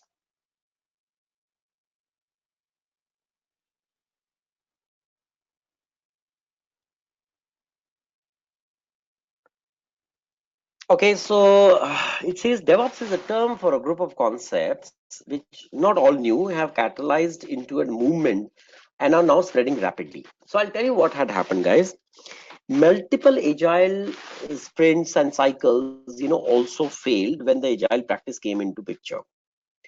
And obviously, there was a root cause analysis for every failure. While the analyzing the failures, we reached to a certain conclusion that there's a repetitive trend which is coming up. All the developments which were done were not integrated with the operational system at the right point of time. So what happened that even though we were chasing a milestone, we could never achieve it because effectively, you know, the functionality was never able to be used by the user.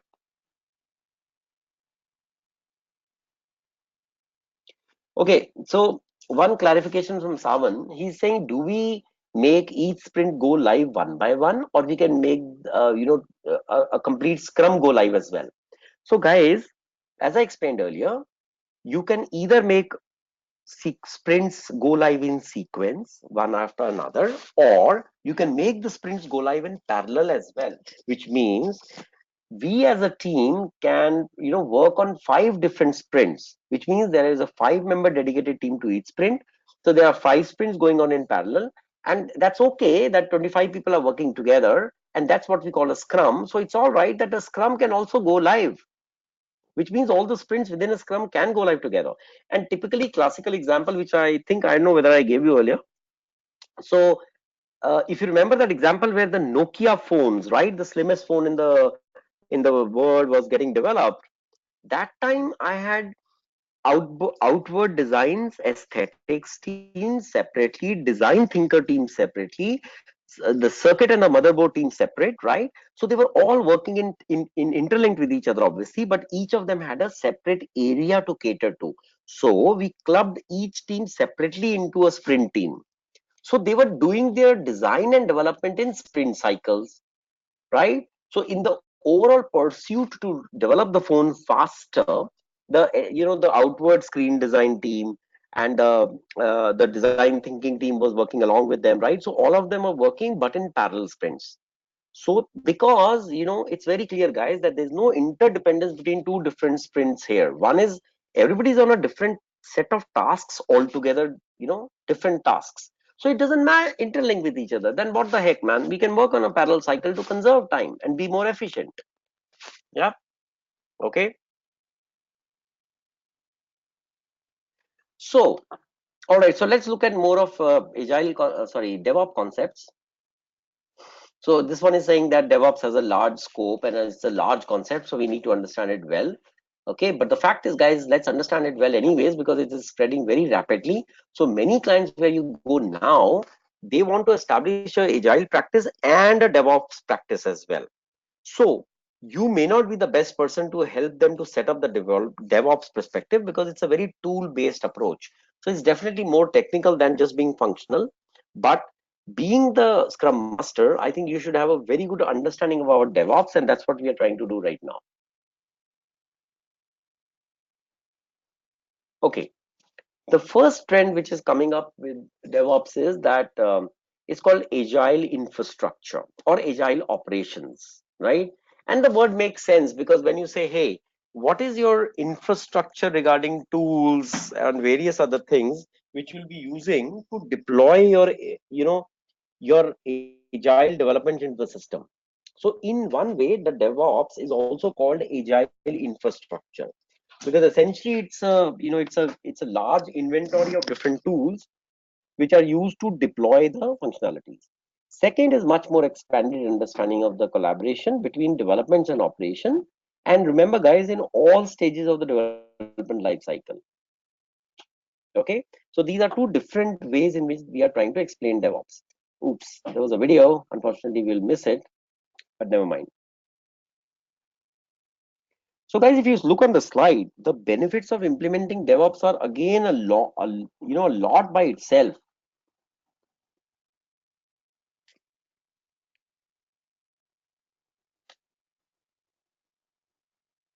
While your client is enjoying the benefits of the Scrum or the agility, if you are putting in DevOps, it is increasing his benefits further in terms of quality, performance, in terms of you know uh, I mean practically everything about it. Because the delay in the functionality getting integrated in the system obviously will cost the business, but here you are ensuring that the deployment is flawless without error in the right sequence one after another. So obviously it has to bring its own benefits as well.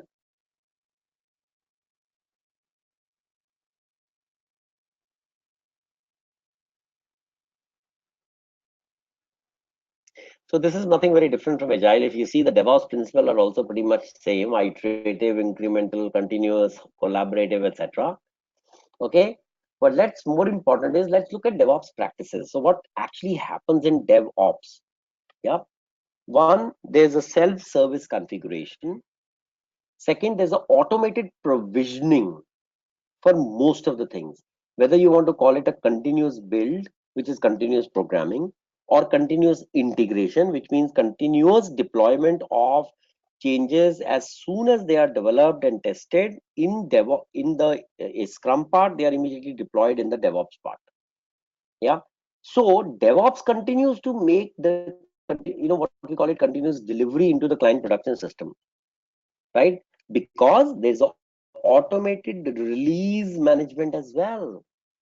So as all the configurations etc come and be in the queue, and obviously they are administered by the DevOps tools to ensure that the right sequence of the configuration going into the system is maintained.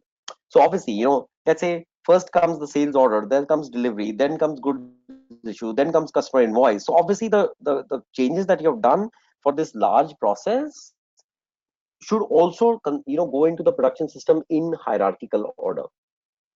So first the changes which you have done for or sales order booking, customer relationship management, they should come in first, and then subsequently next.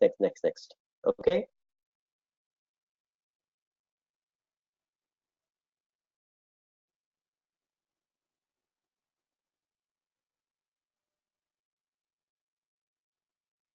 Okay, so now if you look at this diagram, guys, this actually brings a most holistic understanding of development.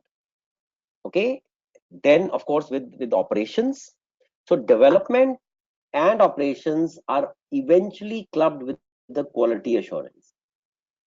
So the development is the scrum development, the operation is the continuous integration, and the quality assurance is constantly looped in, if you see, between development and itself, similarly between QA and operations.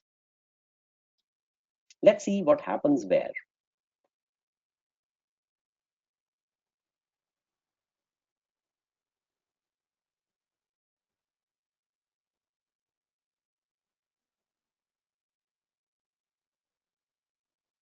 I think this could have been pretty well explained by this video. That's why I put it here. So for example, guys, here you see on the development side, there are some, I'll take one example. There are some scripts being built. What are these scripts? These are scripts to describe and define the total detailed flow of a process and the transactions which go along with it, because we want to optimize that process. Yeah. So we are building a script to replicate the same process in the system. If you see from a quality assurance perspective, it is asking for testing the scripts which are being written to run that process scenario, testing the deployment cycle, loading the scripts, date provisioning of customer material or price data so that our testing can be successful. Yeah, and so on and on. So if you see that there is a strong link between DevOps and QA. Remember, a lot of challenges that you will encounter as an agile coach will actually be when the quality assurance people will put their foot down and probably suggest that something which has been done is not really the best. Obviously, because they need to do their job, right? And then find out the defects which are either pertaining to process or technology setup.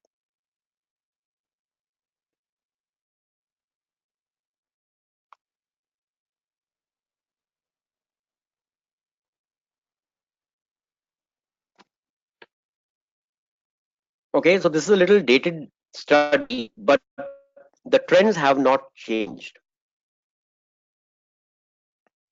So Forrester and Gartner are two of the biggest, worldwide firms. Forecast, or rather than forecast, I would say to to do a detailed research to find out the trends and patterns. So Forrester says about DevOps. Forrester concluded that expected time of delivery of strategic IT services, how good or bad they are in terms by as feedback by business leaders. So if you see the blue one, that's 0 to 3 months, 34% 3 to 6 months, and 49% is more than 6 months. So what I'm trying to say here is that business leaders are so very careful to get the right requirements built into the system so that your users can use that. And mind you, out of this pie chart, the 17% thing what you're seeing was basically done where the development, operations, and agility were together, which means that was those projects, guys, where we had Scrum and DevOps working side by side, or eventually I would say where we had DevOps, where the development part was going in the sprint side and the operation part was going on the operation side. So 17% projects, if you see, are successful, then this means that DevOps being there is a major reason.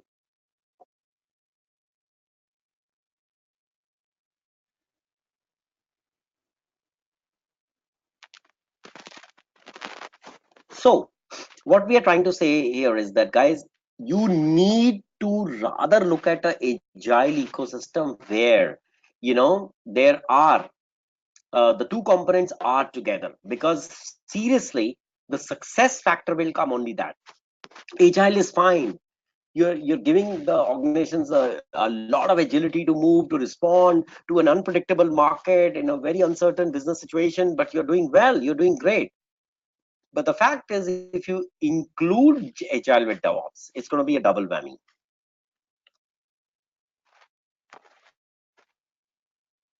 All right, fantastic. So now when you have a fair idea, if not the greatest idea about DevOps, okay, let me come bring it down to a little grassroots level of definition now. So CI, or continuous integration, right? Continuous integration of the development into operations, is a process of automating the build and test of the code every time a team member commits a change to the original version of the code.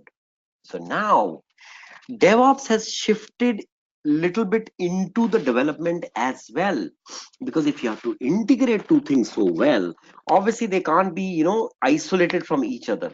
That is where we started building automated scripts of code and test both, so that even the code gets automated and the testing is automated anyways, and that's how we can even speed up the process more.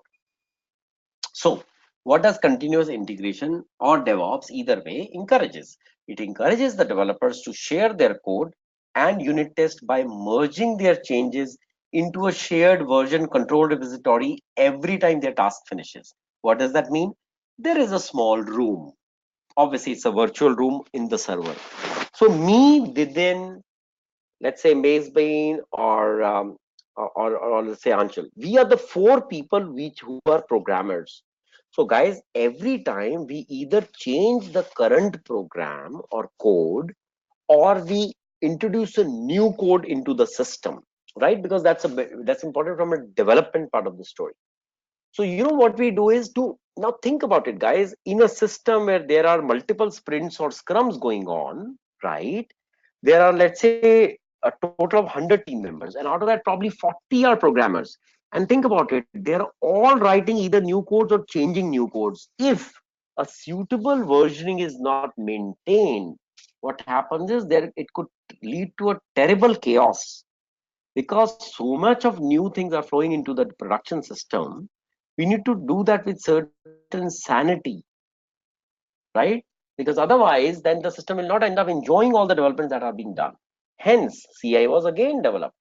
So in this, what happens is there's a repository of codes. It's a total cumulative umbrella amount of codes which are there in the system. Now when Didin makes a certain change in a code, all right, so he merges that code into the main system. What happens is Didin's code overwrites the existing code and shows as a delta. Now suppose Anchal is also working on the same code belonging to a different requirement altogether. The point of the fact is, when she brings in her code into the system, on whatever smallest of which development that he has been able to do, you're, as a programmer, you're supposed to bring all that into that hub where all the codes are being, either overlapped by the new codes coming in, right? Because eventually when the new code or configuration commit, it simply overlaps the existing configuration or code, right? So to avoid any threat of too many codes getting changed without any version control, that was one important hallmark of continuous integration, which is one part of your DevOps.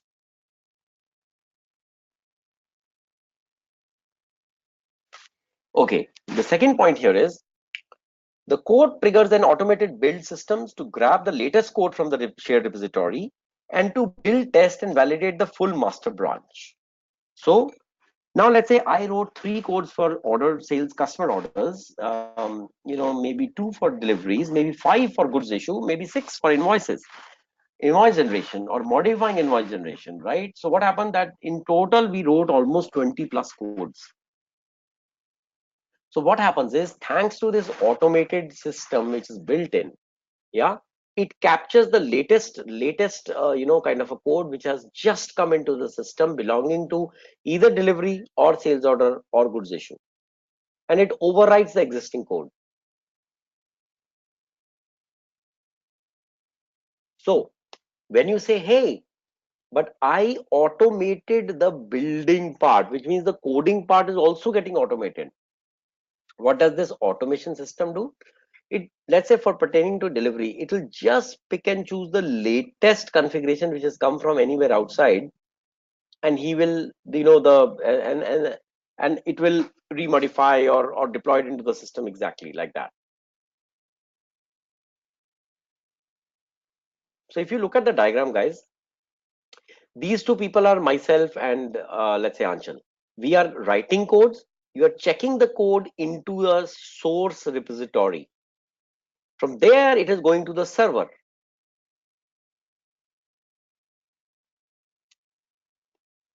So remember, your testers are logging into the server and testing it out. So building, testing, staging, and directly going to production, right?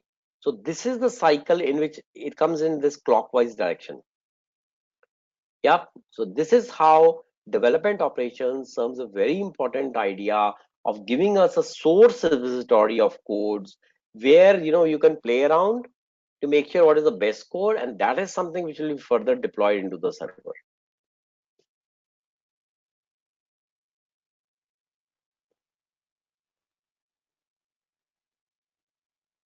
Okay, some of the reason why continuous integration is done.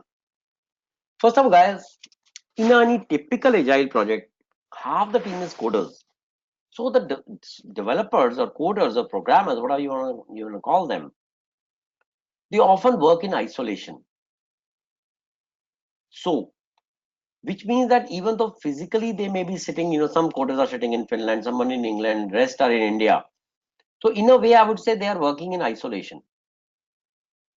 And hence, whatever work that they are doing, it needs to be integrated with the changes and the rest of the team code bases.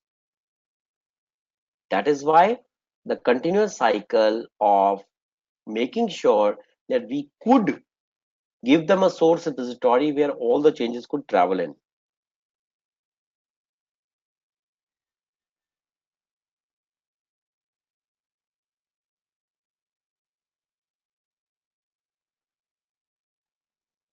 Okay, what else was the reason?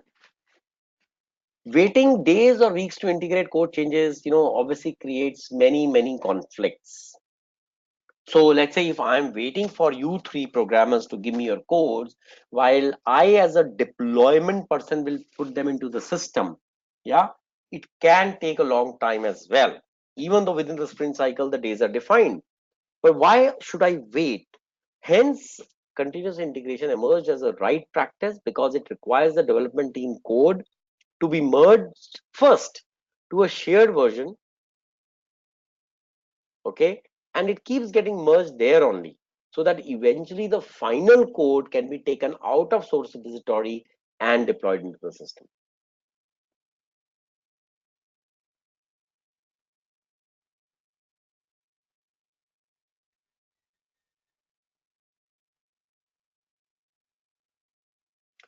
So guys, if you see what you're doing, right, you are trying to keep the main server away from the nitty gritty of these modern day dynamics where a lot of codes can travel in.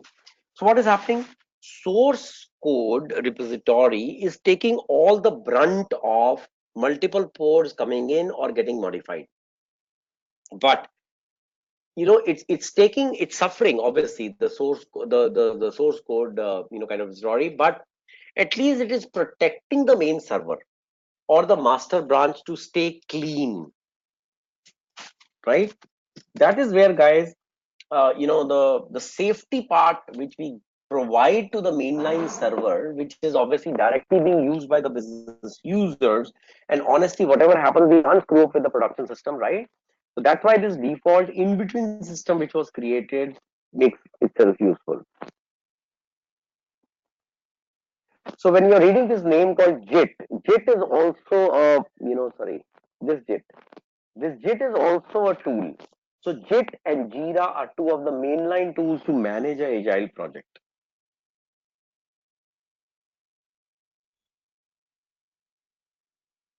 So whenever, as the middle box says, the developer is able to develop, the rightful code or whatever, what they do is that they put up a request to integrating that code into the production system.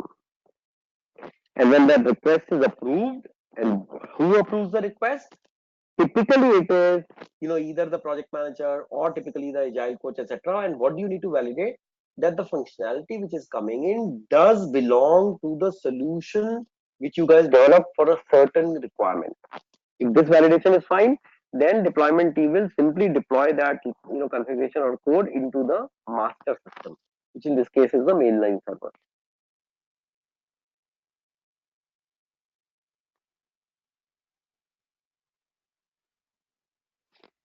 Okay, I think we'll understand DevOps more. Don't worry. Any queries till now, guys?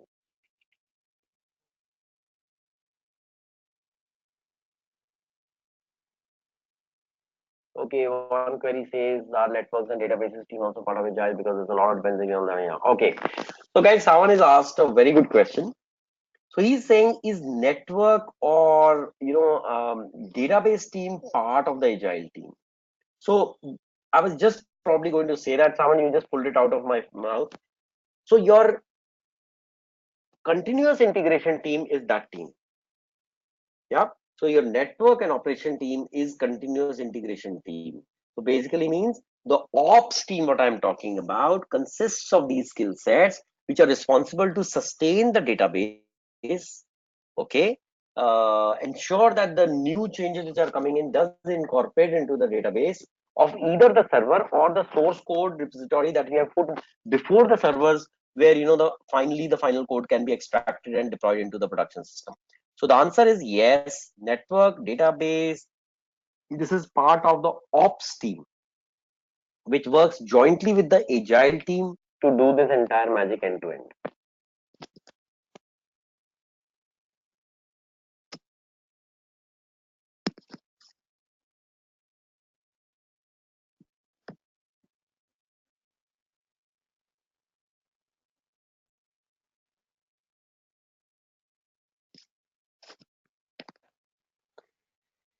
Okay. So these are some of the key benefits, attributes, whatever you want to call them, guys, for continuous delivery. Production quality is improved. Okay, so good question. So some of the organizations that don't have DevOps, why? First of all, they don't have DevOps because they don't want to invest in the extensive tooling that is required to manage the deployment cycle of all the changes that are coming in. So frankly, what happens is that, in fact, what does DevOps bring in? Agile is getting you some benefits, DevOps is on top of it, right? So for such organization where there are no DevOps, they don't enjoy, first of all, the benefits of the DevOps, part number one. Second thing is that at the stage of deployment, there could be multiple errors and failures which those organizations have to suffer because they haven't put up a continuous integrations kind of a mechanism in their landscape. So the answer is very clear.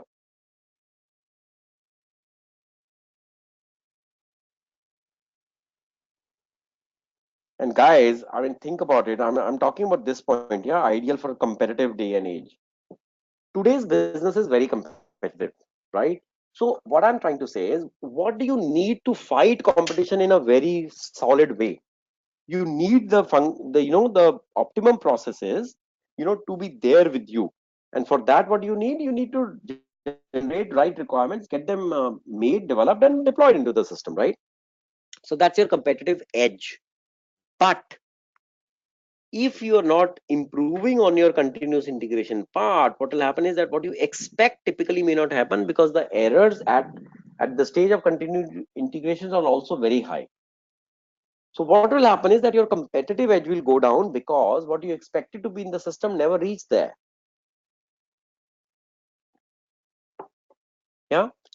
So in order to give this kind of an improvement perspective, we need to establish DevOps into the system.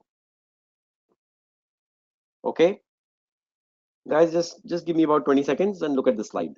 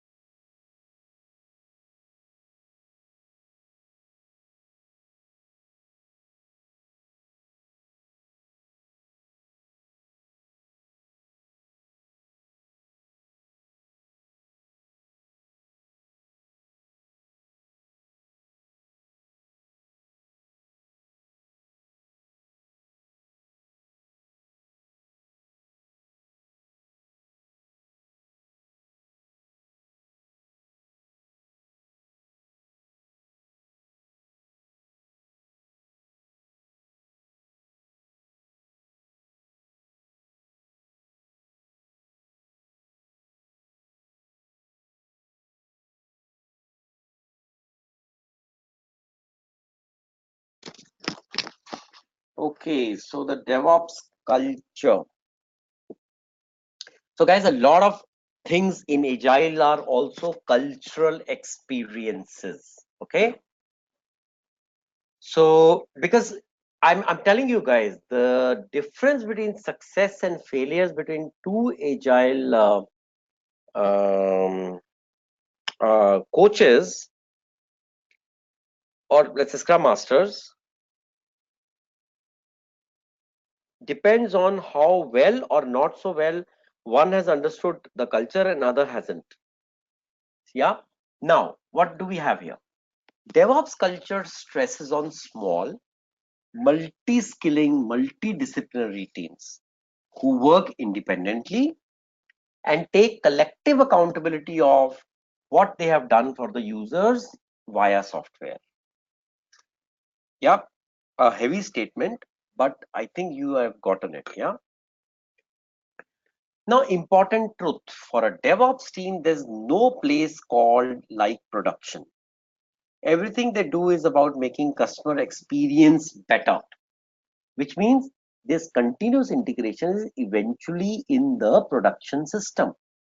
So think about it. Whatever the DevOps team will do, it will directly impact the experience of the user because the user is constantly logged onto a production system. Yeah. Now, whether you do good job, fair job, or ugly job, it is directly going to impact the way system is going to behave. And when we say system, that's a production system. And user is directly logged in there. This means you can either user experience, you can make it wonderfully well, or you can screw it up altogether.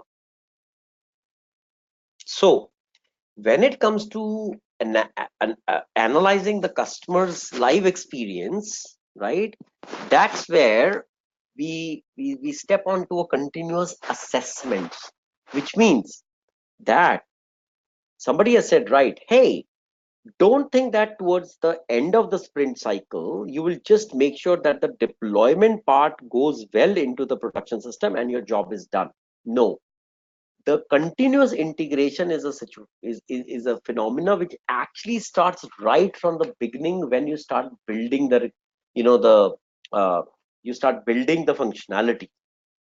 So the continuous assessment cascades across build, release, and operate. So during build, it is continuous integration and testing. Why? Because the moment you are able to finish the testing, it is ready to be continuous, get into a continuous integration. So one first functionality goes into integration in production system, second, then third, then fourth. Okay. Whereas what you're talking about, a build part, is actually a factory which is continuously churning out new and new changes. So to match the speed of the continuous churn of the buildup of functionalities in the factory, you will deploy the DevOps part also to make sure that they are integrated into the production system also equally efficiently. So what you see here is simple. There's a continuous development, and hence there's a continuous testing, and hence there's a continuous integration.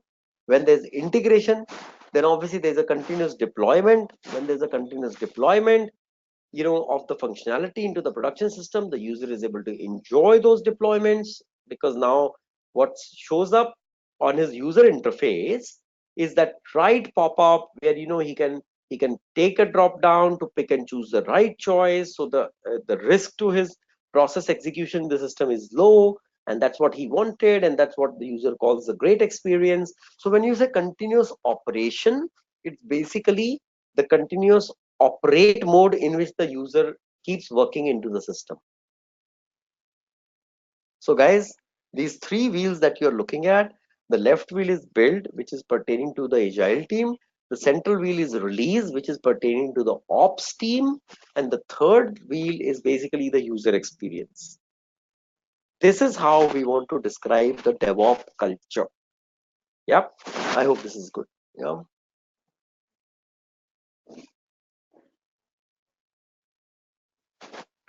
Okay. Continuing further. DevOps team apply. Okay, guys, just give me a sec, please. Just give me a sec.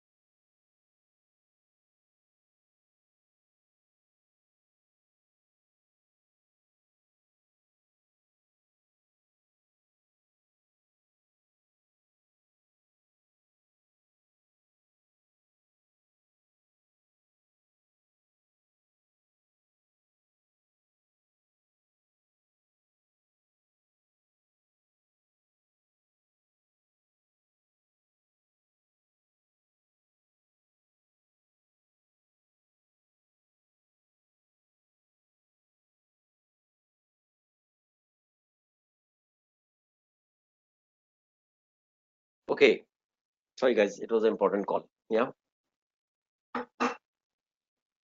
So see guys, we are talking a lot of concepts here, right? What I want to ask you is, do you think that all these agility related concepts, right, will be useful unless you do something substantially different? Yep. And what is those concepts, which when I say when you need to do certain fundamental concepts, which one are those? Typically, teams working in small batches, focusing on improving the end-to-end experience of the customer, and trying to eliminate all the waste effort, all the impediments along the way. This is what makes Agile different from waterfall.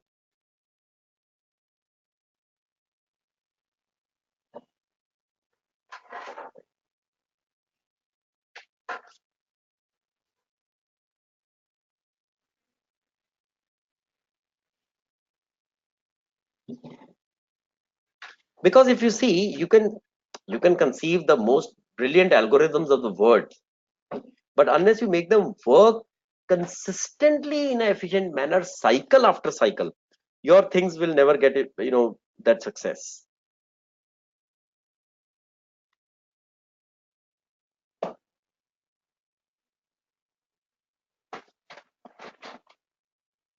So you remember many times I've said one thing, that it is basically small things which make a lot of difference. So I told you earlier, that Agile is not a big whammy. It's not like a super complex and very very significant developments which have happened in the software development cycle of the world, right? It's basically just simple facts, but you as an Agile coach need to make that happen. So team working in small batches, fair enough. So obviously,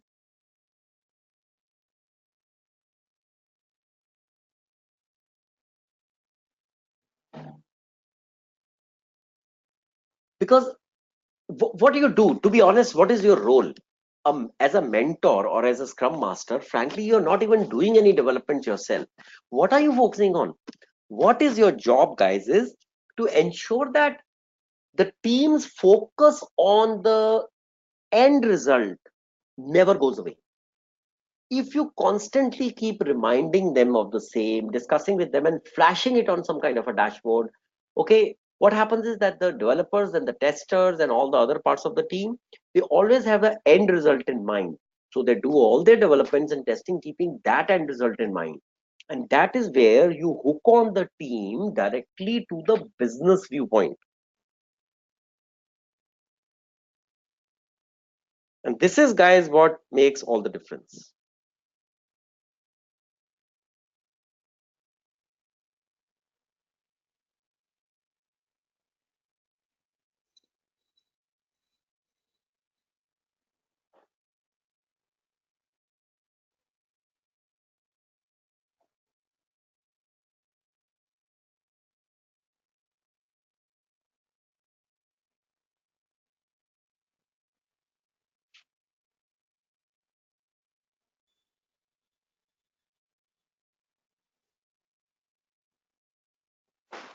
And the other good thing about this agile part is, guys, the collective team is mutually accountable for anything. So if you look at a traditional team, I think it's a very good diagram. There is a project manager or a lead, and then the rest are all workers, right? In an agile team, it's completely self-organized. So where you see the green part is the agile coach or the scrum master, who can be either called a leader, he can either be called a facilitator, he can either be called even a servant. Because so the point here is that they are picking up multiple roles. The flexibility of a agile scrum master, right, to pick up multiple hats and then ensure that the hats are rotated in the right way, so that the team eventually gets benefited, because number one, their focus doesn't goes away. Second, there is a continuous improvement put into the veins of the blood of the team. So while the team is working, they continuously have to observe and keep optimizing. Hey, I wrote this script, I ran the tests, it took me 4 hours. Which way I can reduce the cycle time in the next sprint? maybe by automation of a scripts. Fine. What I'll do is I will try. So you, whether that person does that or we delegate that role to somebody else, but somebody needs to do that automation of the scripts, because on a continuous basis it will drop the cycle timeline of testing from 4 hours to 2 hours. So every time the next sprint cycle will happen, you will save 2 hours. On 10 sprints you will save 20 hours. So if today somebody has to devote about 15, 20, 30 hours to automate those scripts, it's worth it. But then who will be cognizant of this? You yourself. When I'm saying you are the agile coach, but of course each member of your team has to be cognizant of the fact that how he or she can eliminate wasteful efforts. That is where, guys, every sprint is a little better from the previous sprint, right? And this is how it keeps going forward. Okay, second and very important part, DevOps team apply a growth mindset. So to be honest, I'm not sure I'm addressing a DevOps kind of a team or I'm addressing you directly, because this is something which I want to see significantly in your mindset as a Scrum Master. That's then obviously you can make them work in the same fashion. Okay, point one. DevOps teams make beliefs explicit. They hypothesize impact to create better results. Yeah. So there are hypotheses, theoretical hypotheses or logical assumptions, but they strive to make that experience better. So multiple times during each sprints, there are multiple challenges and logical conclusions taken, and then the team strives to meet them.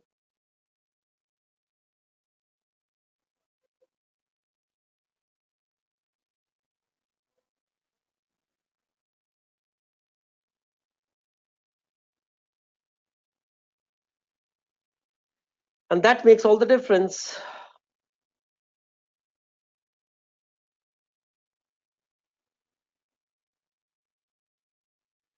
Okay, second, DevOps teams use monitoring, to gather evidence in production and observe results in real time.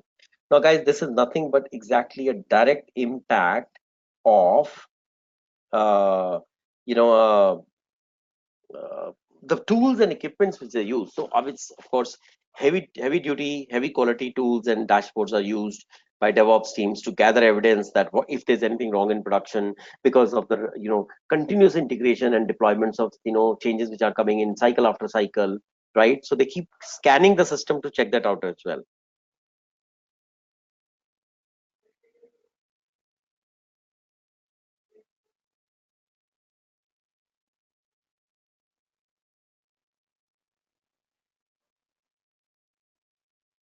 So when evidence while scanning the system reduces the theoretical hypothesis that they have taken, the experience becomes a opportunity to either fail fast or gather validations learned during the experiment.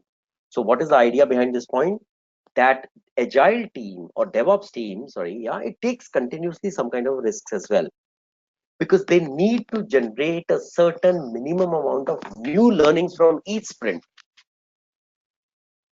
And because of the risks, yes, there are either failures or there are rewards. What the rewards are there, they are cascaded onto next each sprint cycle. So think about it, guys. What a simple methodology.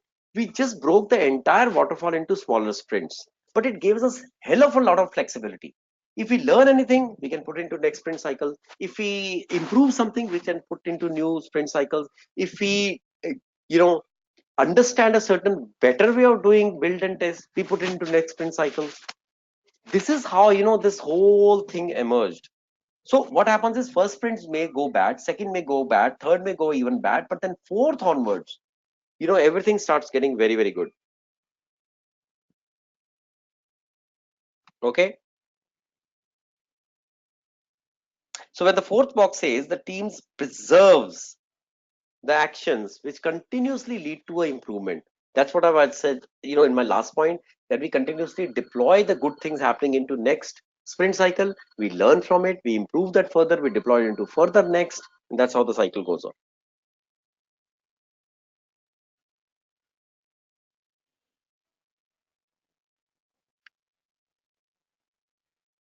Okay. So a couple of terms here.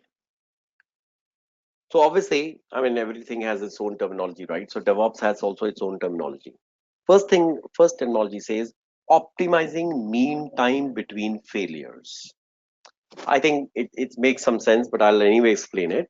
So between two subsequent events in which you have done something, right?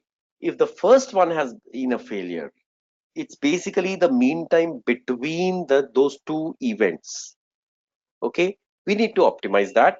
So what I'm trying to say is some fixed principles of DevOps which actually help them to improve, right? Mean time to mitigate, total time taken to mitigate a particular error. Mean time to remediate a particular error in form of giving a new solution. Yep. Okay, we'll explain that in the few next slides, but let's look at the generic part here, which says in the past, lengthy processes were designed to prevent changes, that designed to prevent changes that might lead to problems. So we were designing long processes to make sure that changes should not come in. But I think we were little fools, right? Because frankly, we are sitting in dynamic business. How is it possible that change don't happen? It's a basic fate of a change to happen. So we continues to resist in waterfall that we should resist any changes which is happening. But it was always overwhelmed by the fact that the change has to happen because whatever was the requirement built earlier, that will simply not run.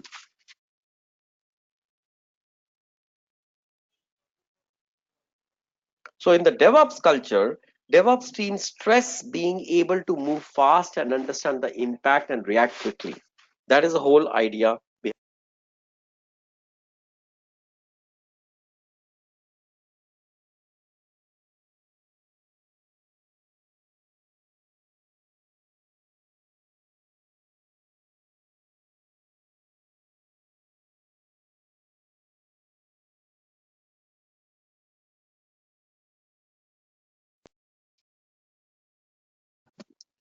Okay, now let's probably understand some terms about it. Okay, let's check if there are any queries here.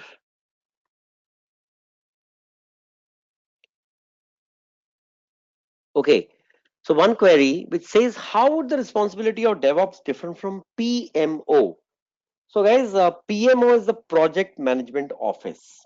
Yeah, and DevOps is a very different one. Remember, DevOps is talking about your networking guys, databases guys, and deployment people, principally all technical people. And what is a PMO? PMO is talking about generating some dashboards, project progress, and other things which care for the overall agile projects, schedule, timeline, check, cost check, scope check, etc. So frankly, PMO is a generic skill set. It's more of a little management skill set. Yeah. And to be honest, they are very different because in an agile cycle, frankly, there are very few people which come from the so-called management field because product owners and users come from business, and you yourself being scrum master, right, with a team of highly technical oriented and functional oriented people, right? So frankly, 95% of the ball game in a scrum team is largely played by these people. The PMO effort is very very little, but as I said, it's just about managing, just keeping a check and monitoring on the project costs, etc. That's the PMO job.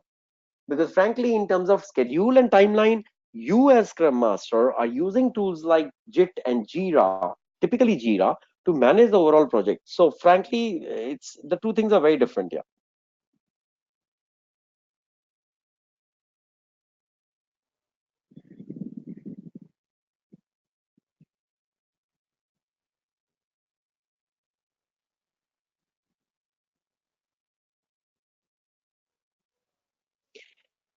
Okay.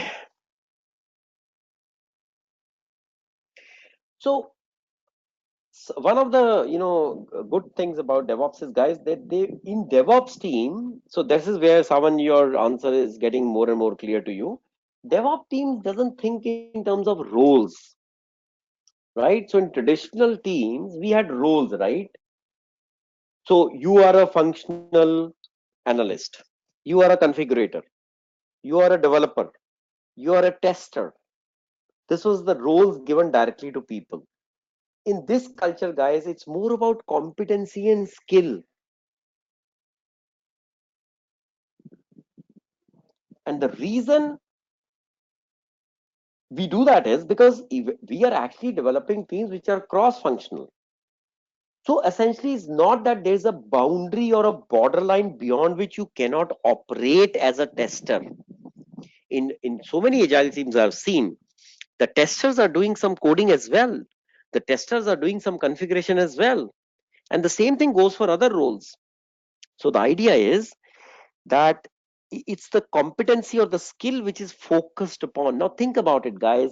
I mean, in traditional teams, we have seen, right? We both have seen, we all have seen that the skill development is probably one part of the story, but effectively all the discussions and accountabilities and deliverables originate from the fact that what role do you have. So there's a thin line difference, but which makes a lot of difference to overall team caliber, whether you're talking in the silo of roles or you're talking openly in form of skill and competency. So what it gives an example is that developers, for example, in the team accept the responsibility of running the health of the services. What is health of the services?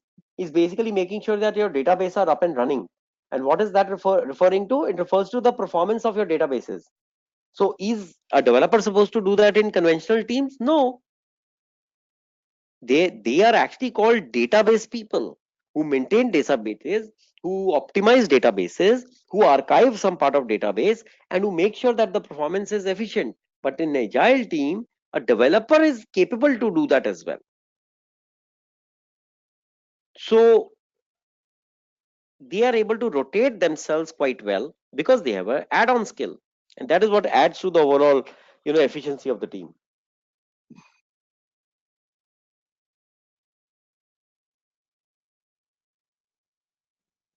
Okay, let's look at some interesting fact. We talked about DevOps, development on operations integrated together. And then we talked slightly the next step called continuous delivery. So we talked about continuous integration. That was DevOps only. But now we are talking continuous delivery. If you isolate the word, you can clearly see that, guys, I'm referring to continuous delivery of the changes to the production system for the business to enjoy the benefits, right? Now let us see on one side, let's say if someone says, guys, we have established a very good DevOps mechanism, which means there's a proper scrum team led by, let's say, someone as a scrum master. Okay. And then it's continuously integrated with operation team, which is having network people, databases people, deployment people, etc. Fine. What are they ensuring? They're ensuring that there is a continuous cycle of changes, which is without any error or impediments is going into the production system. Fantastic. Now, isn't that another name of continuous delivery? Let us see. Okay, this example says, guys, our personal, social, and professional lives are today governed a lot by apps, right? You want to do a business travel, you go to a quick app, right? And then you book your tickets, etc. You want to go for entertainment, quick cinema tickets, again app. Any kind of communication, WhatsApp, messaging, etc. is again an app, right? So what do we see here? We see here, guys, is that organization that understand the sea change that the digitization is bringing in, right? So this app is all about being digital, right? There's nothing manual about it. So you go to an app, there's a variety, you can pick and choose, you can drag and drop, you can pay up, you can through the payment gateway, which is all secure, and then output comes directly to your cell phone, you're all set. Just walk into an airport, show that thing, the boarding pass is all onto your cell phone. Digital era, right? The fact is, guys, that organizations are obviously implementing things which are bringing in the digital benefits, right? Those organizations obviously have a unique opportunity to jump ahead of their competition, which is obvious, right? And the battleground for this service development is actually DevOps. So when I'm saying, all right, in the cell phone signal wars, right? It's Airtel versus Geo. And then we keep saying that which one is going more digital. Frankly, it's a broad statement. If you look at the inner depth of the statement, it basically means who is the one who's making more rapid progress in terms of what? Going digital. What does that mean? In terms of optimizing its effort, bringing in certain tool stack, ensuring that the customer experience is better. Eventually, it's all about that only. Yeah. So what this slide means to say is, guys, that the facilitator or the mechanism with which you can win the competitive perspective is a lot dependent on DevOps, because your entire IT integration to your business depends on that. Okay, now let's make this makes it very clear, guys. So I think you'll be very very clear today. DevOps is not a product. We understand. Instead, it's a methodology for helping organizations build teams and build software. Fine, absolutely fine. Further, DevOps is a culture, movement, practice that emphasizing communication, collaboration between developers and other people who work within the IT sphere for automating processes, making changes, etc. We agree, we fully agree. Third, it creates a culture of efficiency, a culture of skill, cross-functional skill sets, right? So in terms of where code building, testing, releasing, everything is very frequent, rapid, and very reliable. This is, guys, the best explanation of a DevOps which I can give to you.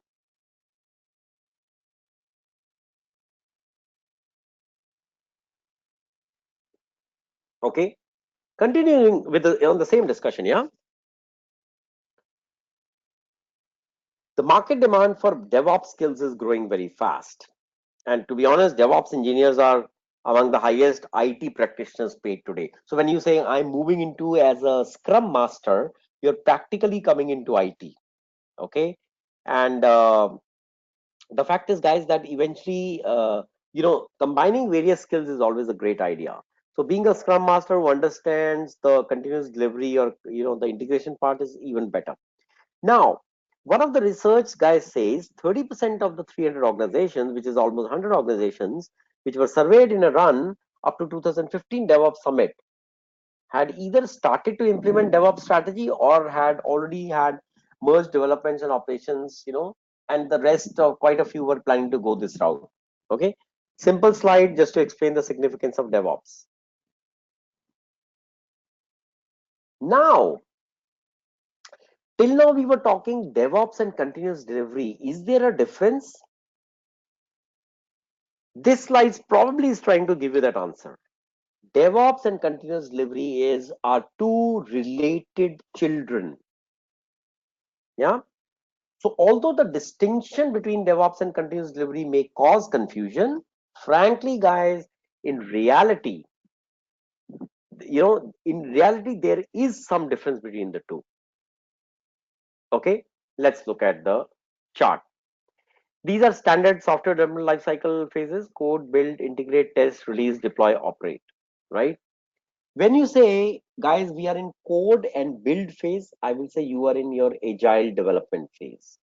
When you say I'm in my code, build, integrate, and test, I would say you are in your continuous integration phase. When you say, hey, whatever I'm coding and building and testing, I'm integrating that on, remember, integration is on that common code repository. Yeah. So you build a code, you code something, you build a code, and then you integrate that with the common code repository from where you pull the latest code and then you test it.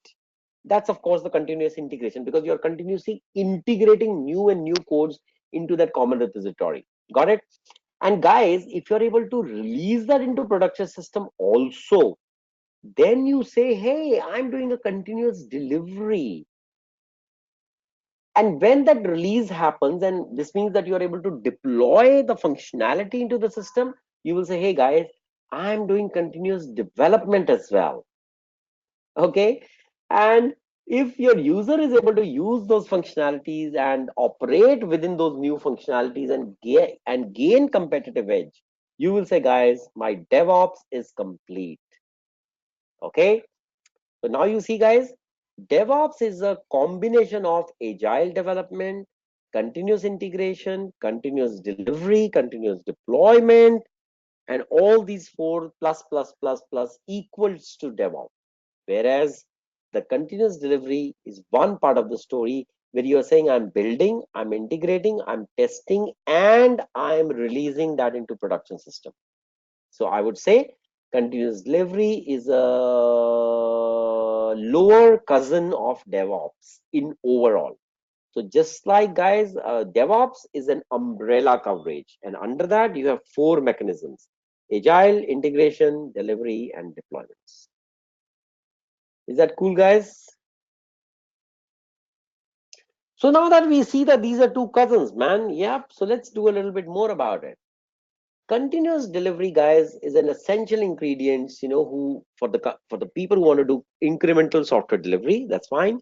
Continuous delivery is an approach whereas the team ensures every change to the system can be released by a push of a button. Because if you see here, continuous delivery is all about release into production system, right? So all right, so this statement is very good by Gartner. DevOps is not a market, but a tool-centric philosophy that supports continuous delivery. I think this is the terrific statement which you can get to understand everything in straight short. DevOps is a tool-based methodology which ensures that your continuous delivery will happen and it must happen.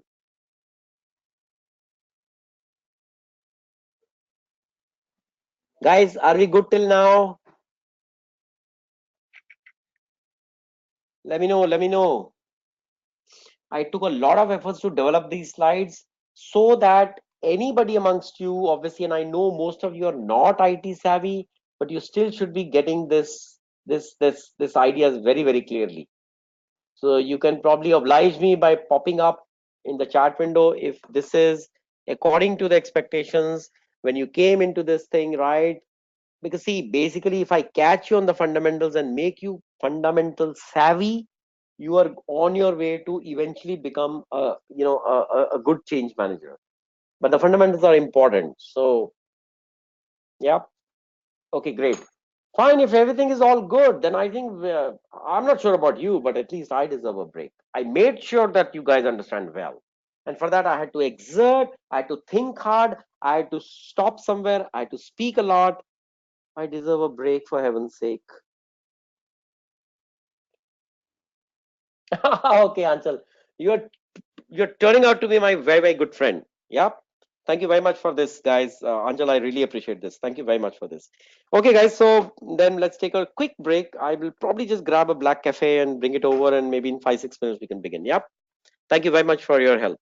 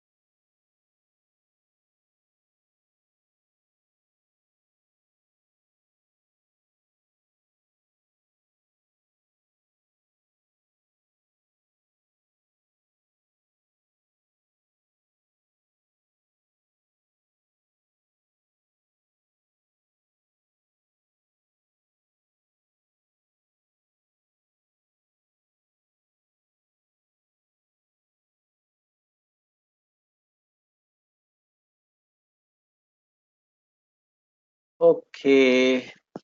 All right, guys, let's be back. Mm,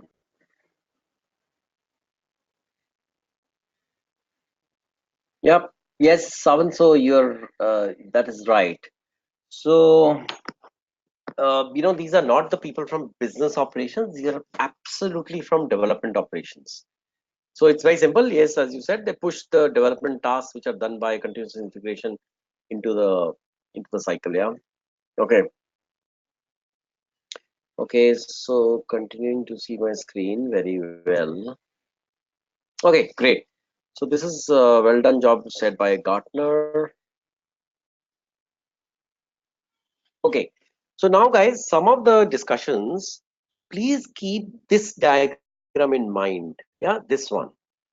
So agile development is still building the code. Agile integration is still deploying that code into that common code room and testing it. Continuous delivery is till the time we are able to release into production. Continuous deployment is able to, beyond release, actual deployment into the production system to be used.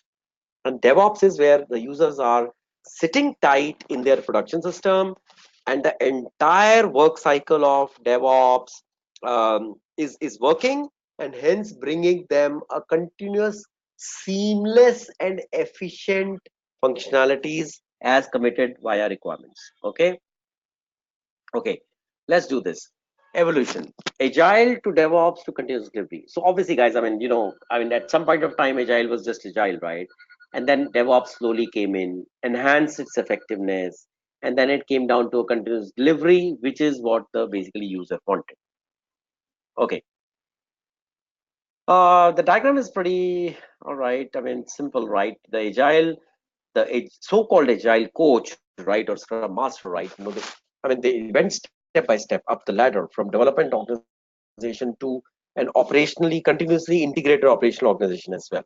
So it says teams, then teams of teams have streamlined processes, improved feedback loops, and driven a much faster pace of innovation into IT organizations, which of course have a tremendous impact. So the point of the story is, guys, thanks to continuous integration, thanks to continuous delivery, thanks to DevOps, all the innovations, new generation changes which has gone in, trust me, they would have been languishing in the cycle of traditional form of software delivery unless we should have found something more smart.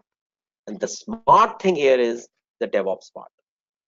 So today, when you say, hey, every department needs innovations and changes, right? And they want it to be happening quick because they are desperate to make changes to themselves and to their system so that they can give a better customer experience and hence stay competitive.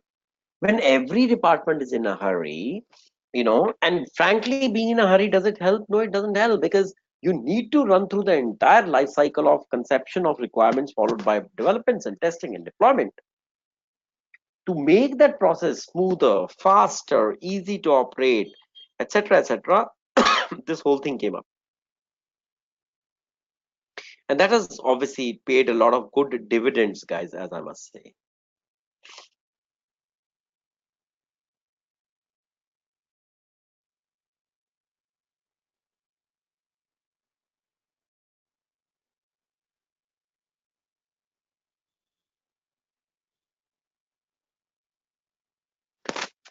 So now you know what is the hook point, guys.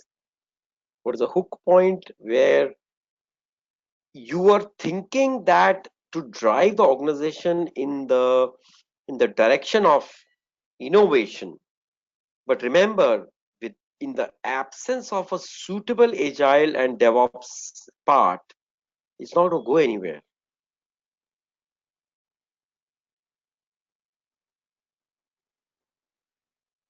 Yep. So this is the story behind this. Okay.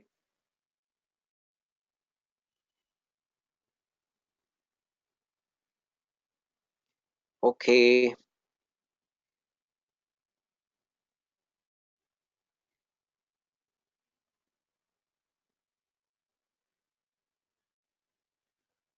To build on this success, DevOps and continuous delivery have emerged to help connect development with the operations for faster time to market. Simple statement.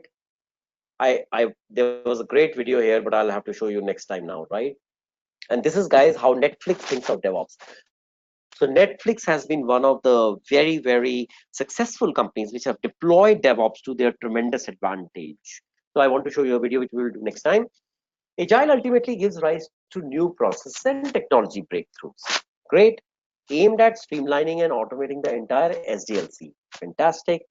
But the coming of continuous integration, the practice where we check the code often in each portion, we test it, we integrate it several times a day into the shared common code repository, has changed the game altogether, because it has made our errors go down so much, right, that the whole practice has tremendously improved, and it's really proved on dividends.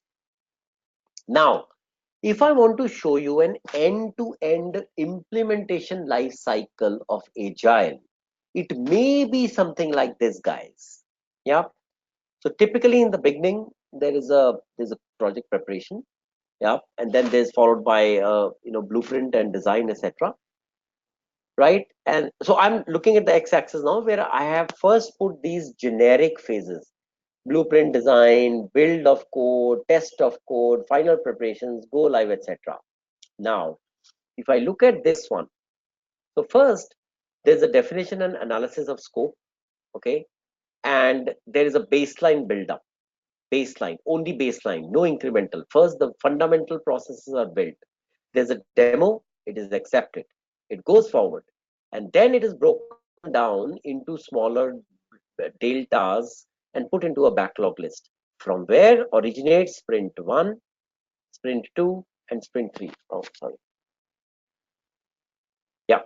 So backlog is broken down into sprint 1, sprint 2, sprint 3, etc., etc., etc. Typical 2 to 4 week cycle where the entire backlog is done. And then a final testing and final preparation, support, go live. And when that happens, after that, again comes your product backlog, which comes and ships up here. And then again, you carry on with sprints after sprints, to build them up, to test them, to deploy them, and then again continues going forward. Yeah. So this is how, guys, a typical implementation roadmap looks like.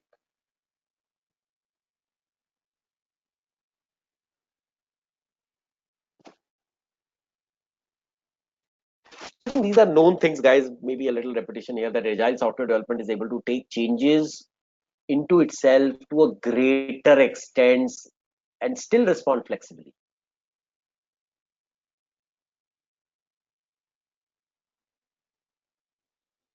And of course, the broader truth that all the requirements are actually worked in a incremental iterative cycle.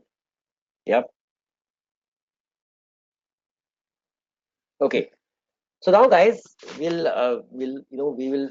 So if you see, guys, I have to keep you in parallel track of a change enablement perspective as well, because even though I can shape you up as a scrum master, but the fact is that your eventual destination, which you will talk about a lot more often, to your peers, colleagues, in the interviews, etc., is that of change and change manager, right? So eventually, for that, I have to enable the change in you. So there will be a continuous movement where I will talk about the agile change enablement perspective. Okay, just a quick definition, guys. When you set up a team, and remember, understand this very quickly and understand it well, because you are going to use all this in your case study, which you are going to do in agile. Team structure. Typically, guys, you have the voice of the customer in form of the product owner. So some kind of a role and responsibilities here. So the product owner is responsible to ensure that the value of change is delivered to the client, and he's from the client teams anyways. So honestly, it's his job to assess, analyze, to say, when we break down user stories into tangible requirements, and if when the requirements are done, will it really input a direct value into my business? Yeah. So the product owner is responsible for business value. It sets the priorities right. It creates a backlog. All right. It accepts the work or rejects the work. So when user gives a user story, product owner is not convinced that it may or may not give value. It will request you as a scrum master so that your team can do a demo or a pilot or a small proof of concept. And looking at that, he will decide whether the user story should go forward or not go forward. So as you see, guys, product owner is a very strong position. Okay. All right. Here comes my friend, Scrum Master, accountable for delivering sprint goals. So whatever product backlog is chosen and fixed into different sprint cycles, you are responsible for the fact, guys, that those things are executed in sprint 1, 2, 3, etc. And to make that happen, remember your team will encounter a lot of challenges, all sorts of challenges. You need to help them to remove them. Okay, that's the key part of the story, and your team members are basically responsible to develop and deliver the product on a daily basis. You've seen enough of sprint burn down charts, and you've seen that the productivity is tracked every single day.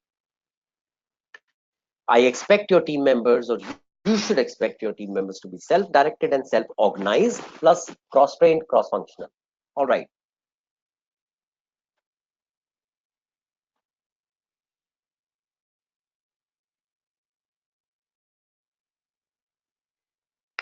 So, guys, the journal, a little bit confusion here is: would you prefer a relay race, which we have done enough in the school, passing the baton from one player, one athlete to another one, or you will prefer a more rugby kind of an approach? So rugby is, of course, the American football, right? So which is the approach which you think works better in today's software development life cycle? So if you see, guys, the relay approach was actually passing the baton from one athlete to another, right? And that is the classical approach where in waterfall, the design guys pass the baton to to build guys, build and test, who pass the baton to deploy, and the keeps going on, right?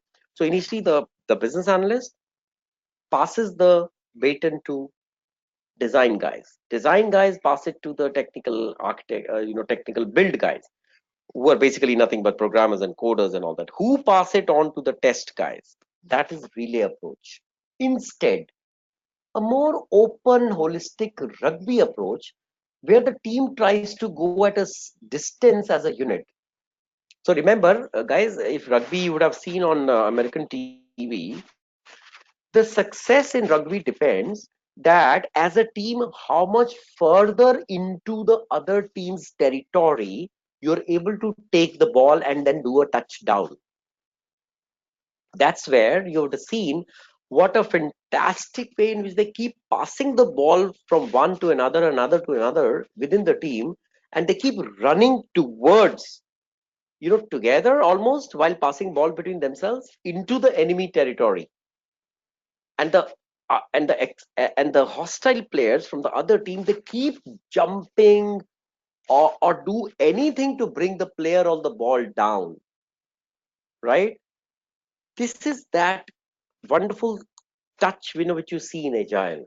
So in Agile, you're passing the ball is between, let's say builder, coder to tester, and tester to programmer, and programmer to designer, and designer to functional analyst guys, and functional analyst guys back to BA, and BA to back to code back to test back to deploy.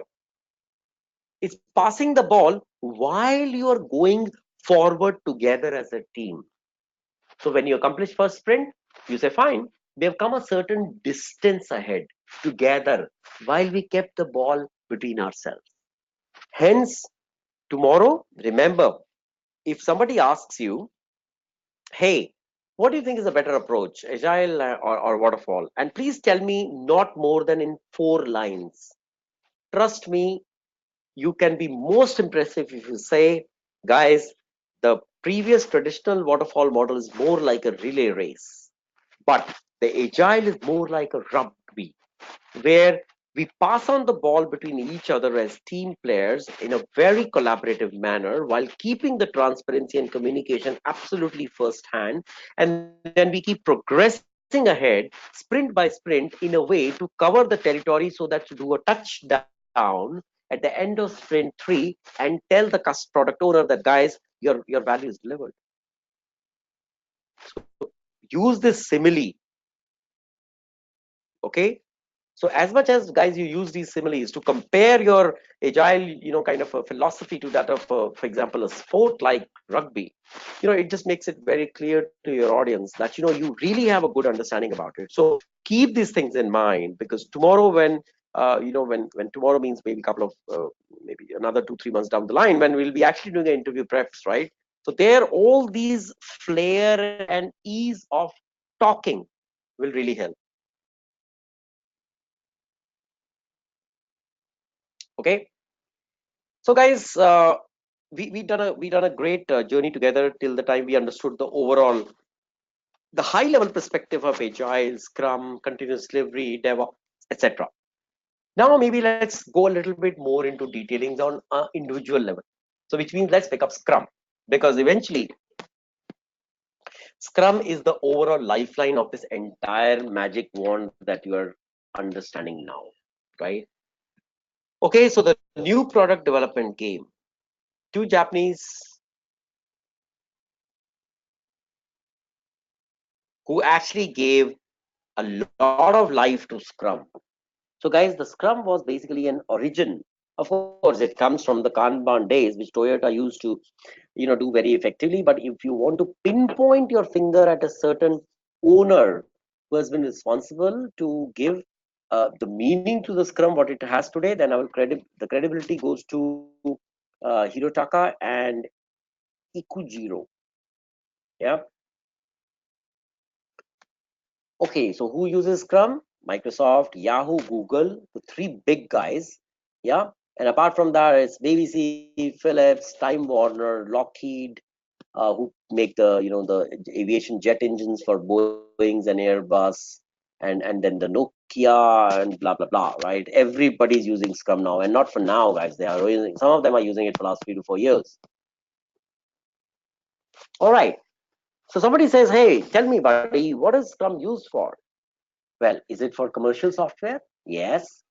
Contract developments? Yes. Website developments? Perfect. Mobile phones? Absolutely. Is it used for satellite control softwares? Absolutely. Is it used by companies for in-house development of their IT systems? Yes. Is it used for those critical systems where you need 99.999% of availability of those systems, like very critical databases? Answer is yes. So whether it is the size or criticality or complexity, it doesn't matter. Scrum has made inroads into all kind of variety of areas wherever there's a product development to be done.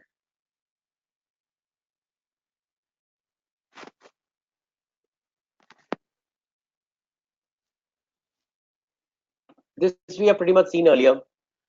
We won't devote much time.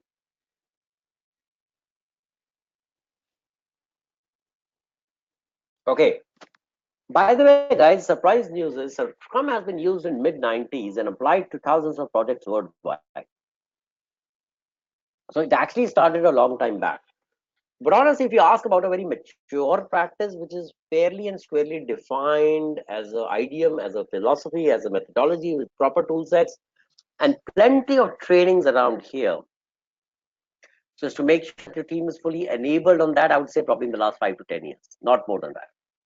Yep. Okay, so Scrum emphasizes, of course, close partnership between development team and business experts, etc., etc. Right? That's something which we have seen earlier.